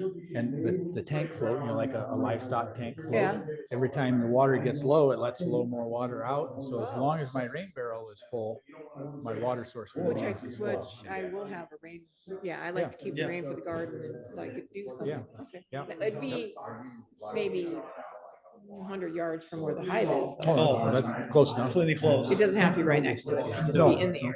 Okay. As long as it's closer than the neighbor's swimming pool or whatever you want to keep them away from. I don't know, would a cattle tank be an issue? I mean, they might drown in it if there's Yeah. not. Yeah, I'm something thinking for them to more land on. of the human's reaction to bees around his or her tank and livestock. Yeah, Yeah.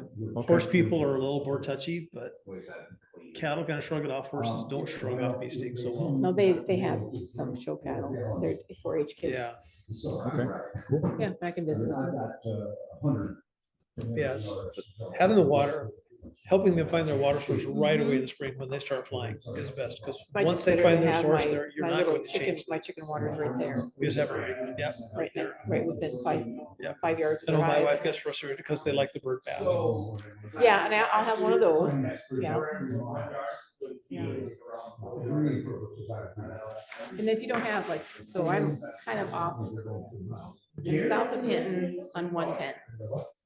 That's more grassy fields. I mean, we're planting flowers and stuff. We're trying to get wildflowers to grow, but we just moved there. That's gonna be enough pollen with the crops and we don't have a lot of trees. How far south of you at Hinton? I'm on Highway 110. South of Hinton, just, it's 46th Street exit. Right by Anderson Heating and Cooling. So they'll fly like 2 miles. Within 2 miles is close enough for them to realistically work it. They'll go further than that, but I mean, it's more crop and Yeah, just look at what's, like a Let's see 2 mile your two- radius. 2.5 mile on radius. Zoom, yeah. you see. because that's a 2 mile radius is gonna have them cover just a little over 8,500 acres. Some wooded trees. So, yeah, it's just not a lot of trees. Like I know they've been recorded to flying up to 5 to 8 miles, but their energy out isn't what they bring back in. So Right. it's not energy efficient for them. So what kind of an area do you want? Do you want more flowery type stuff? Yeah, Flowers are good, variety. clover's good, variety is excellent. Right. Anything, as long as you've got bloom from beginning to end. if they let it be Meaning before they from cut. end of April Yeah, through they I don't guess October. prairie grass. But in all honesty, a tree might be like some a full-grown flowers in linden there. tree Yeah, but I is mean, we're equal trying to to get 8 some acres of wildflowers, wildflowers so it's good for the to- amount of. Oh, yeah. Okay. You know, to get. Okay. So, if you've Yep. got good trees around, they'll be taking pollen off of willows and maples at end of March, beginning of April, maybe even Okay. earlier in March, depending on the spring. Yep. But I think people overlook the value of trees. You made it. Yeah, How's it going?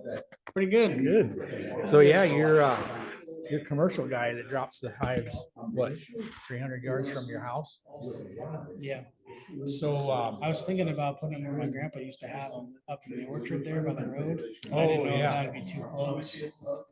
I'd keep them away from the road a little bit, just leave the dust, the gravel dust, and out of sight, out of mind. Yeah, I mean, if somebody's gonna mess with beehives, they'll mess with the other guys, but, no, and of course you gotta, it's pretty shady, your other areas too. 'cause, Yeah. Like morning sun is good, afternoon shade.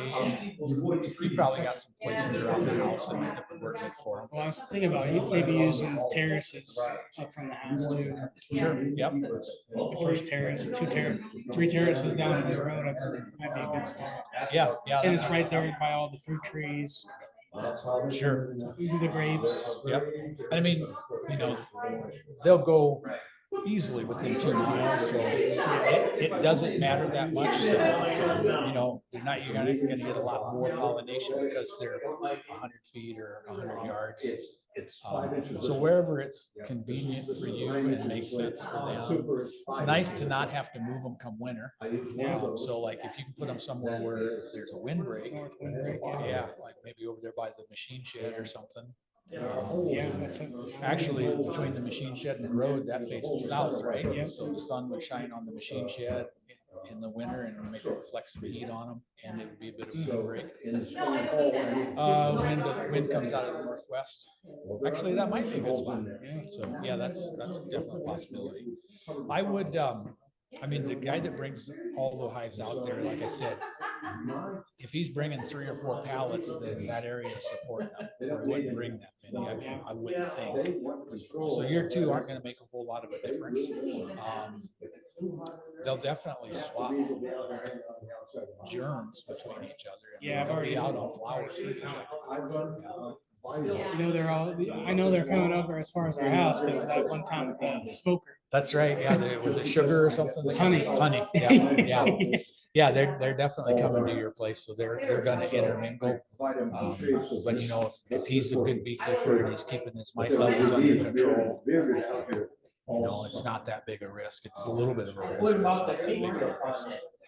I thought about maybe putting them back, like on the other side of the ditch, or maybe like on the other side of the pond.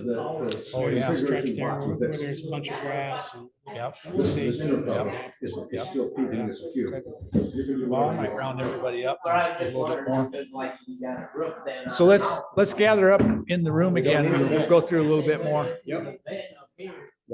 Bring them in. Crevice.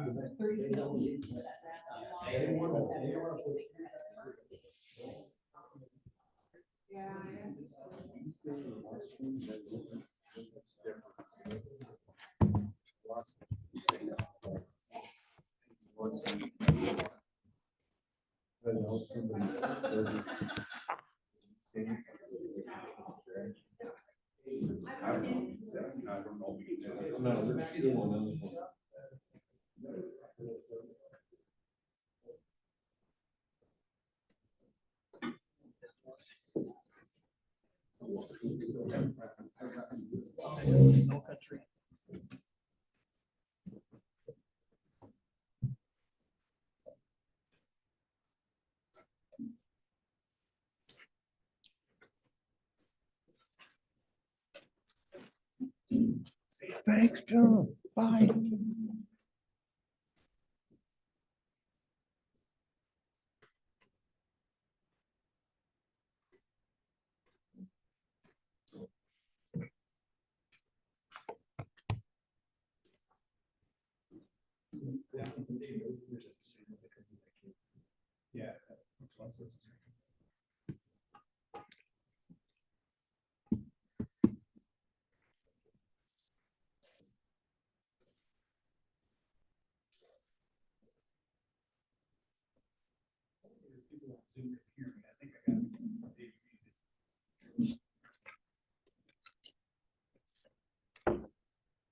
Dave, can you see if somebody unmuted besides me?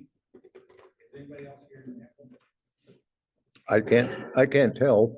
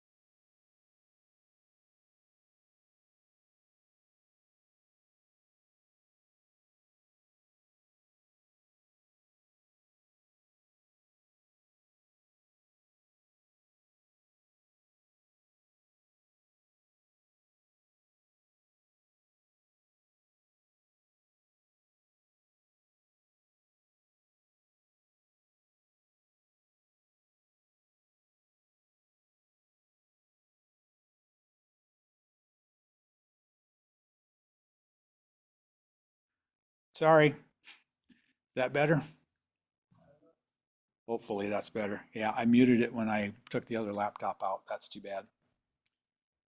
That's another reason why Zoom is not a great way to take this class. It's just a fallback in case you can't make it. So yeah, if they make enough honey, you get to harvest some for yourself. You want to leave them about at least 100 pounds to get through the winter.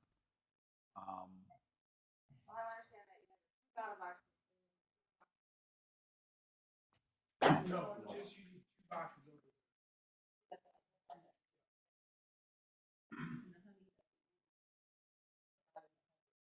That's the stuff, everything above those 2 boxes. So yeah, the 2 boxes on the bottom, it's, you know, if you put a queen excluder on there, that forces the queen to only use those 2 boxes. So they raise the brood in those lower 2 boxes. They store honey in the lower 2 boxes. And since the queen can't get up to the boxes above that excluder, the bees put more honey up there. And then that allows us to take a whole box of honey. So we manage them so that those boxes up on top are full of honey. But that's the general idea is, you know, the boxes on top are the honey, when we leave the bottom ones for the bees. Well, in the fall, when there aren't quite so many bees, they're gonna be in the box sort of, so frames on the outside of the box. Top box, hopefully full of honey too. Eric? Yeah, when you get a, 8 frame, getting ready to add a super, you just leave those.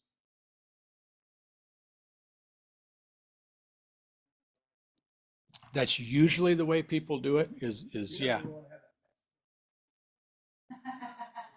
It, That honey will be good in the, It's actually summer. been Yeah. dry. yeah. Yeah, so usually that's the way, and again, Todd's telling you absolutely that's the only way to do it because he's got 70 hives. So what I did this year, I borrowed an extractor and had it in my basement. I'd go out and I'd harvest. It was an 8-frame extractor. I use 8-frame equipment. I pull a box off, I take it home, I extract it. I don't feel like doing anything with the bees the next day and a couple days, and then 4 days later I go out and I grab another 8 frames, go down in the basement and harvest it. So it depends. As long as the frames are capped, you know, completely capped, the bees have processed it to the point where it's below 18% moisture and it'll keep. So as long as the frames are capped, you can pull it and harvest it, or you can pull it and put it in your freezer and you know, maybe hang on to it for a while. The other thing is what I usually do, because I don't have that many hives, I'll take a box off of the top that's almost full of honey, and I put the new box on and then put the almost full box on top of it. I don't put a brand new box on top because the bees now have to go through my empty box to get to the top one, and I think they fill them out faster and make more honey. I've never done a study to tell that it works, you know, for sure, but it's not that big a deal. Todd uses these deeps and they're heavy, and I don't think he wants to lift that one back up on the top again if he doesn't have to. What's the shelf life for that? For honey, the shelf life, it's like almost indefinite.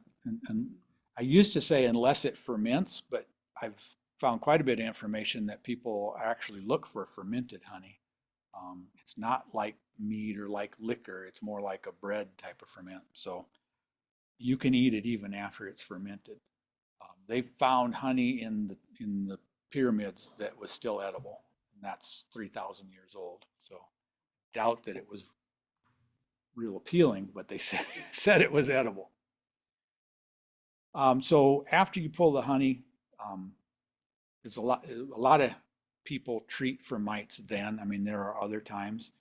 And what varroa mites are like, it's like a tick to us, but like a tick that's the size of a dinner plate or a salad plate when you compare this mite to that are on the bees.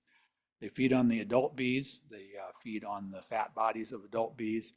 They also go into the cells when the bees are developing, and they feed on the hemolymph of the pupa, the baby bees. So you got 2 different stages where they're feeding, and They're pretty much everywhere. If you don't, I recommend that you learn how to test, but beginners can be reluctant to test for mites because we use an alcohol wash or an ether wash. It kills all of the bees that you're testing. And if you made a mistake and got your queen in there, you killed your queen and you created your own problem. So beginners can be reluctant to test. I recommend that you learn how to test. You get the confidence that you're not going to get the queen and that you test so you know your mite numbers, and we'll get into details later.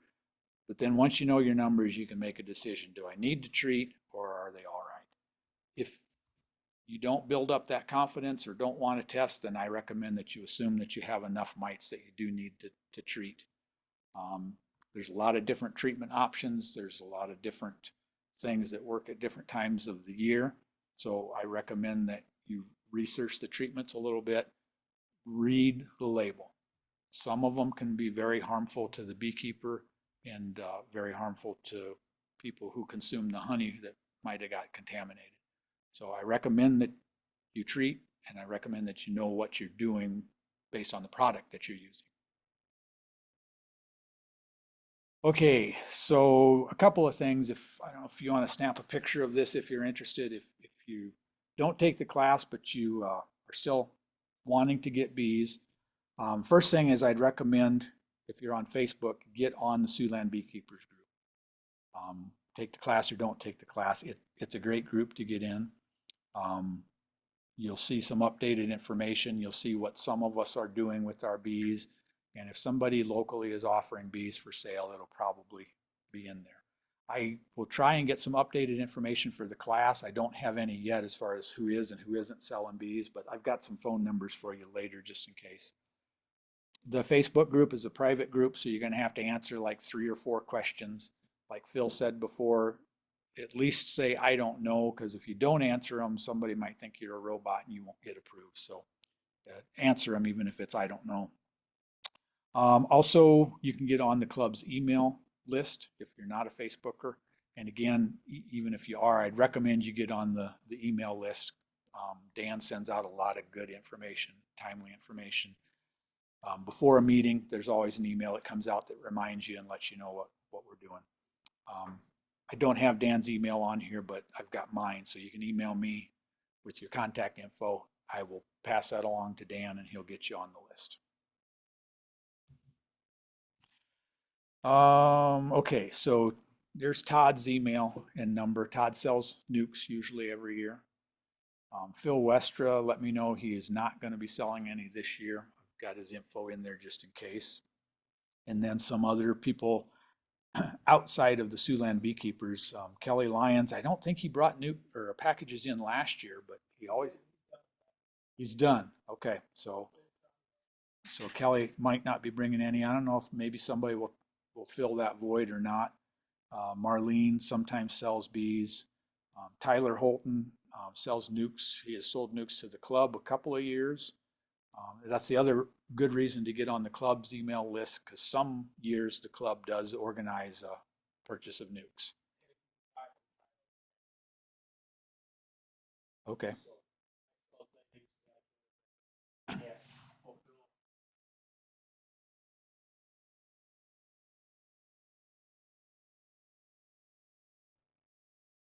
So for those of you on Zoom who couldn't hear Todd, if you get bees from Tyler, he will probably be dropping a load off at Todd's place at some point. So that's a good one. Ellen Bell is somewhere down around Des Moines. I'd like to get some of her bees or some of her queens. I just haven't gotten around to it yet. She's Runnels, okay.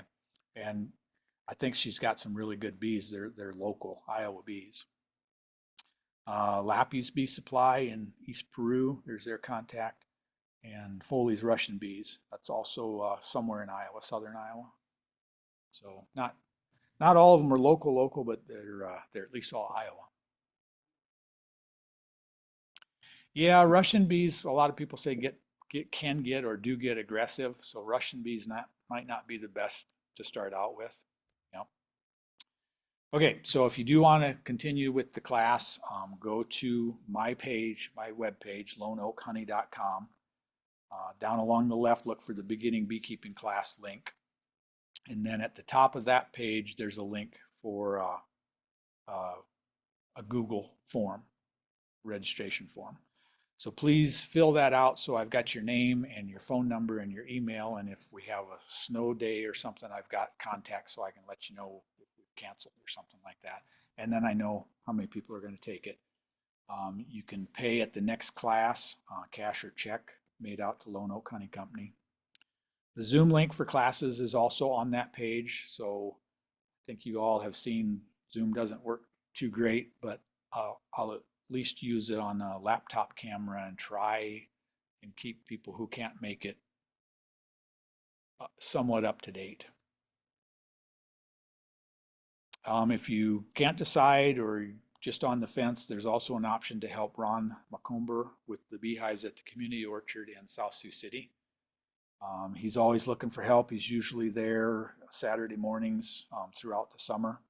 There's his email address. Something else, if you get on the Siouxland Beekeepers email list, we will probably have at least one hive inspection open to the public. I know last year during the class, we had really warm weather. A bunch of us went to Dean's and looked in his hives during the class. I don't think that's going to happen in February this year. So a lot of times we'll have beekeepers out to my hives. And, the orchard in South Sioux sometimes is an option. So you can look over an experienced beekeeper's shoulder and get in a hive and maybe decide if you really are okay with handling bees and getting into it. So that's an option too. There's information on Phil Breed's class if you decided you wanted to take his. There's his email, coachbreed@yahoo.in. There's also a class in Sioux Center starting tomorrow night. Dwayne Byama is teaching that one at the Agriculture Stewardship Center. So it's part of Dordt University in Sioux Center. There's his email address. It says register by yesterday, but I'm thinking he probably would let you in. And this is our class schedule. So all of the meetings are here, 6:30. Sometimes it's 8:30, sometimes it's 9 by the time we get done, sometimes it's 9:30. There's a lot of information, so they can get pretty long. And then one snow date just in case. I've got the room reserved for February 11th if we have to use it. Okay, and if you want to take the next class, you have to go out to my webpage and find the session 2 Google Slides. I don't think anybody learns very well if I stand up here and read the slides to you. And I don't feel I'm very good at it anyway. So all of the information is in my slides. So if you go out and go through all of the slides, when we get to class, I will ask you, how did this work? What did I say about this? And I found last year we had a really small class and it worked really well. We had a conversation every week instead of someone standing in front of you and trying to spew information out and you retain it.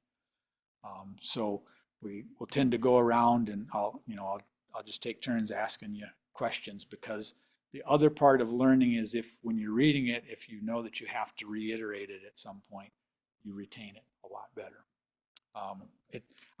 It's amazing. I know some of the other beekeepers have seen this. People are in the class and we talk about what the larva look like and what the capped brood looks like and what the capped honey looks like. And, everybody's getting it. And then we go out into somebody's bee yard and a new beekeeper gets handed a frame and they're like, what's this? What's this? What's this? Well, that's the open brood. That's the capped brood. That's the capped honey. It's like you got it in class, but somehow it doesn't transfer into reality. So it helps a lot if you have to reiterate it. So that's the way I've shifted towards taking the classes. We'll have a conversation every week. And, if you don't know the answer, you don't know the answer. There's nothing to be embarrassed about. None of you knew the answer before you read the information. So, and it's also a really good opportunity for me to figure out or to get a glimpse of what I didn't explain very well or what I need to elaborate further on. And there'll be a lot of that too. And there's a lot of questions that way. So it's awesome if you can read the sessions before class, and then we'll just basically review. All right, so that's all I've got as far as presentation. Anybody want to talk about maybe something you learned out in the atrium that surprised you or that you didn't know before class? Somebody had to have learned something. Eric.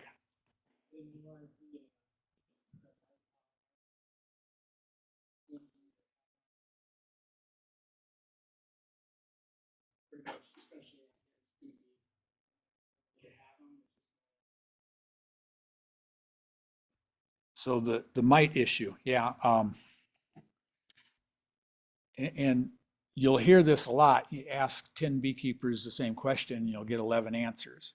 Or like Phil likes to say, the answer to every beekeeping question is, it depends.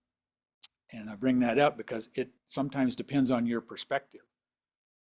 Some people think that if you don't treat your bees are guaranteed to die. If you don't treat them for mites, the mites are going to kill them, guaranteed.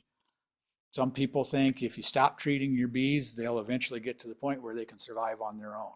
And there's a big area in between those two positions. And I think that the reality is somewhere in the middle. That's why I recommend that you test your mites and you know your levels. And usually around here, when you test for mites, you try and get about 300 bees. It's a half a cup of bees. And you wash all of the mites off of them and you count the mites up, and it's usually 9 mites out of 300 bees is the threshold. That's only 3%. It's pretty low, but that's what most people are using. It depends on the time of year. 9 mites in April is pretty scary because the mite levels drop a lot over the winter. 9 mites in September, maybe not a big deal. Maybe you wouldn't treat. So there's a lot of variation there. I mean, there are beekeepers that aren't treating that claim that they've been doing it long enough that they've got bees that are adapted. But they also are pretty big operations. They lost a lot of bees for a lot of years until they got some bees that can survive maybe with minimal treatments.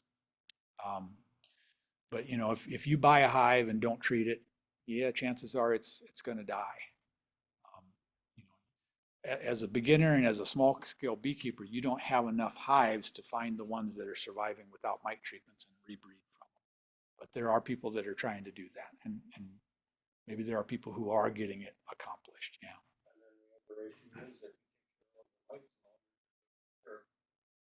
Tom's got a hive across the street, doors down, that hasn't been taken care of at all.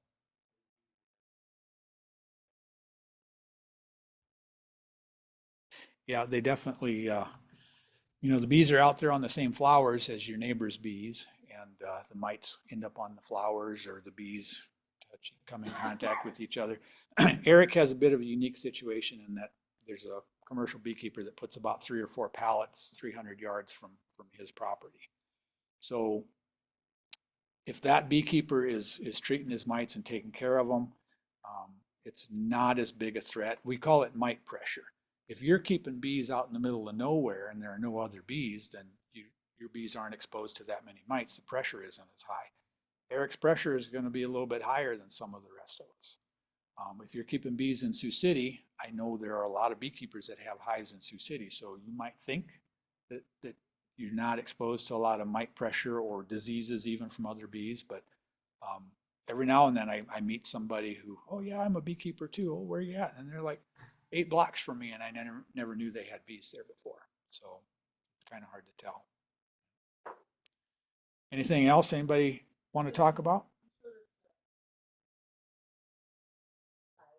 So is it like a bad word?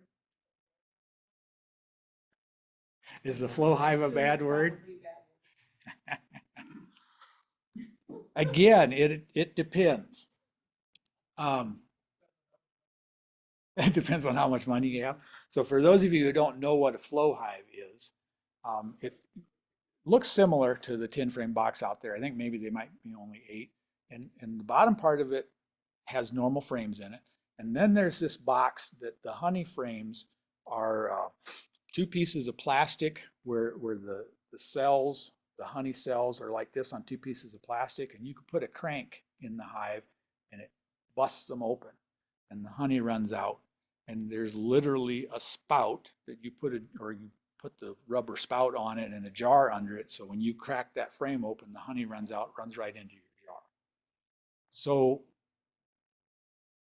the, the, the marketing technique behind the flow hive is kind of that you can have bees without being a beekeeper, right? Because you can put these bees in here, seal them up, and they fill these things up with honey, and you turn the crank and harvest the honey, and that's it. The reality is, if you're not checking your bees, then they could get a disease that you don't know about. You're not going to be able to treat them. They're going to die. They could get mites. You won't know about it. You won't treat them. They're going to die. So if you manage a flow hive correctly, and that's to take it apart and check it like you should normally check a hive, I don't think there's anything wrong with it. It's definitely going to be more expensive. And yeah, how do you leave them any honey to get through winter? You'd have to have 2 boxes on the bottom with the normal frames, and then the one plastic one on top that you'd pull off for winter. The other thing is, Jim at Dadence made this point. You know, we say once the honey is capped, that's how we know that it's below 18% moisture and it's safe to harvest. How do you know that the flow hive is capped without taking it apart and pulling the frame out? You don't. So you're. They'll fill up 1 box in a week or 2. You can have 2 of them. Yeah. Keep adding more. Yep. Or just go with the normal. Yep. So, you know, if you were getting into the flow hive because you thought it was going to be easier way of harvesting honey and keeping bees, I don't know that it's going to be easier.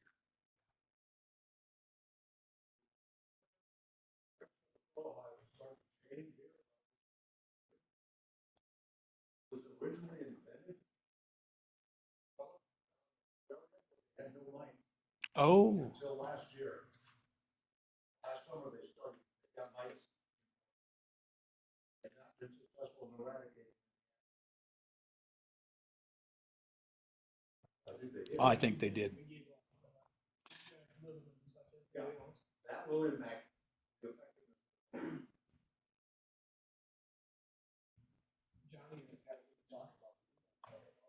Oh, geez. You don't want to talk about the new mite to a beginning class, I don't think. Was it? Yeah. So he's talking about tropolalaps mite.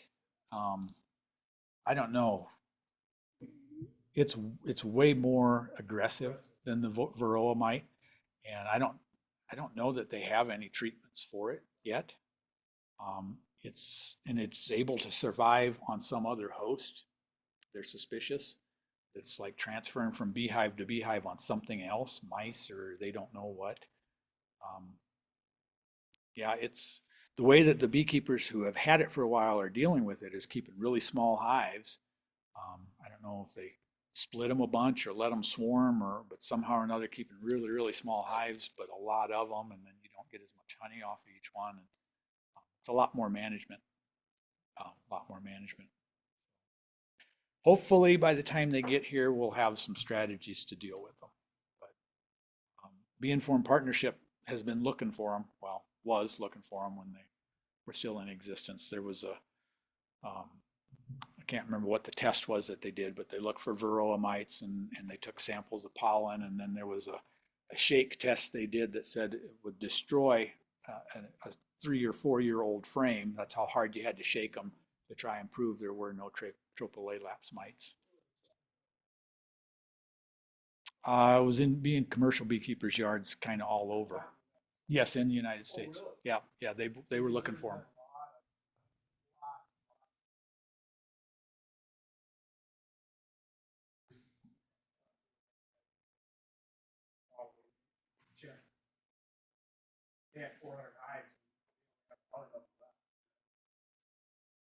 Wow. So commercial beekeepers in the US right now, you know, I doubt it because it's something that the scientists have been paying enough attention to and they're tracking it. I mean, it is spreading. I don't know what countries it started out in Thailand, I think, Asia. It's spreading faster than what they anticipated.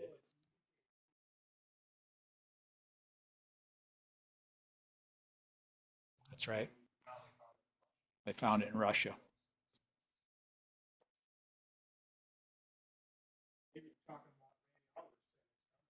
Yeah. He said, you know what, if that happened, he said, we're. Yeah.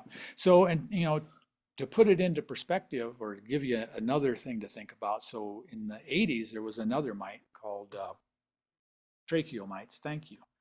And the tracheomites, they're smaller. They get into the breathing tubes of the bees and basically they plugged it up so the bees couldn't breathe.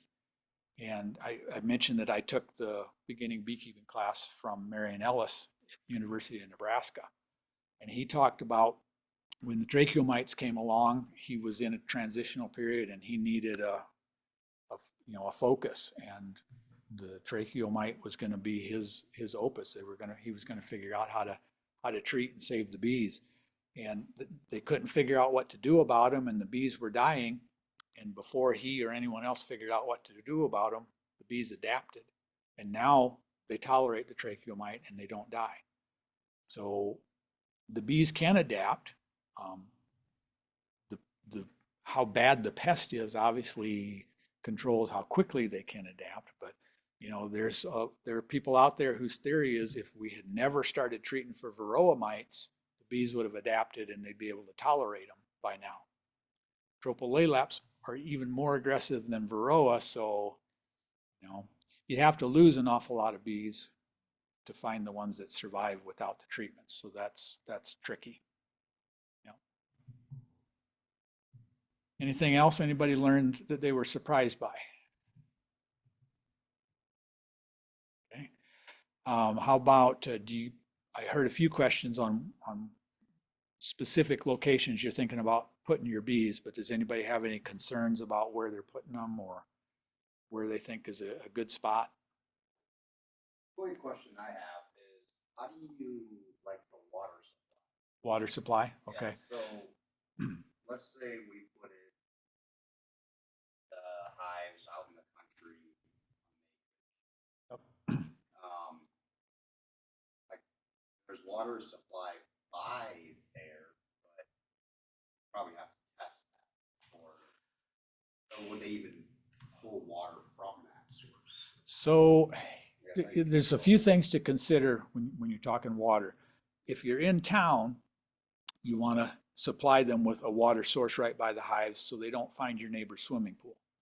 Because they will find the swimming pool, the chlorine, the smell will draw them in. And once they find a water source, they tend to stick with it. So if you don't have your really easy, really close water source out there early, they'll find your neighbor's pool and they'll be in there all year. So where you put them out in the country, you don't need to worry about them getting into the neighbor's pool so much. But they do need water, especially in the summertime when it's hot. They will bring water in and they'll spread it out and they fan over the top of it, and that water evaporating helps cool the hive. So they definitely do need it. They also will mix water with honey that's crystallized so that they can liquefy it again and they can eat it or they can feed it. If there's a water source, the closer the better within reason, but if it's 300 yards, 600 yards, that's probably going to be fine. If there's a water source nearby, do you need to have it tested? I don't think that there's too many things that could be contaminating the water that the bees, that you'd have to worry about the bees dying from it or anything like that.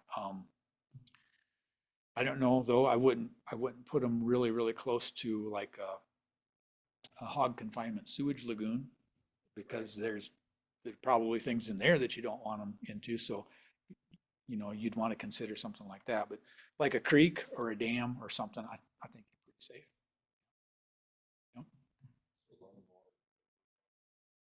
Running water shouldn't be a problem. No, they don't swim or they don't swim very well.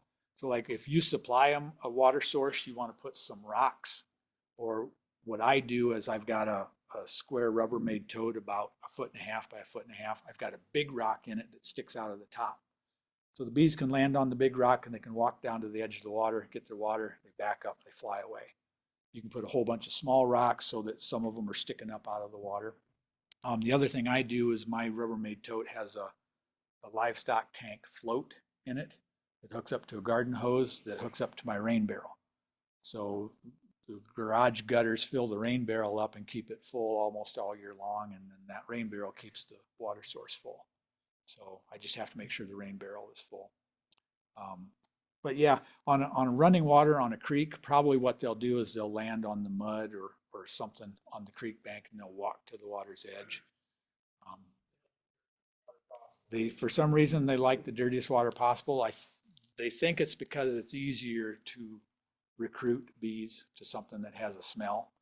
So if you had a perfectly clear water source, there's no smell to it, and the other bees are giving bees a sample and they go out and try and find it and they can't smell it, they might not ever find it. But if it smells like chlorine, they can smell that from a long ways away. If it smells like cattle manure, they can smell it from a long ways away and they'll find it. Yeah, they do tend to go to dirty water.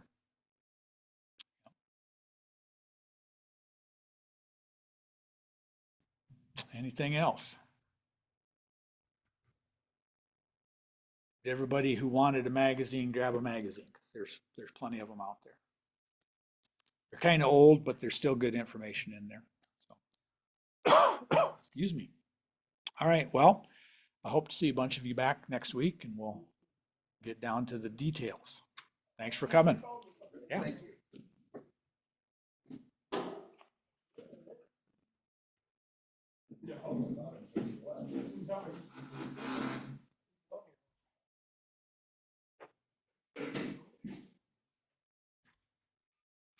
Thanks, Dean.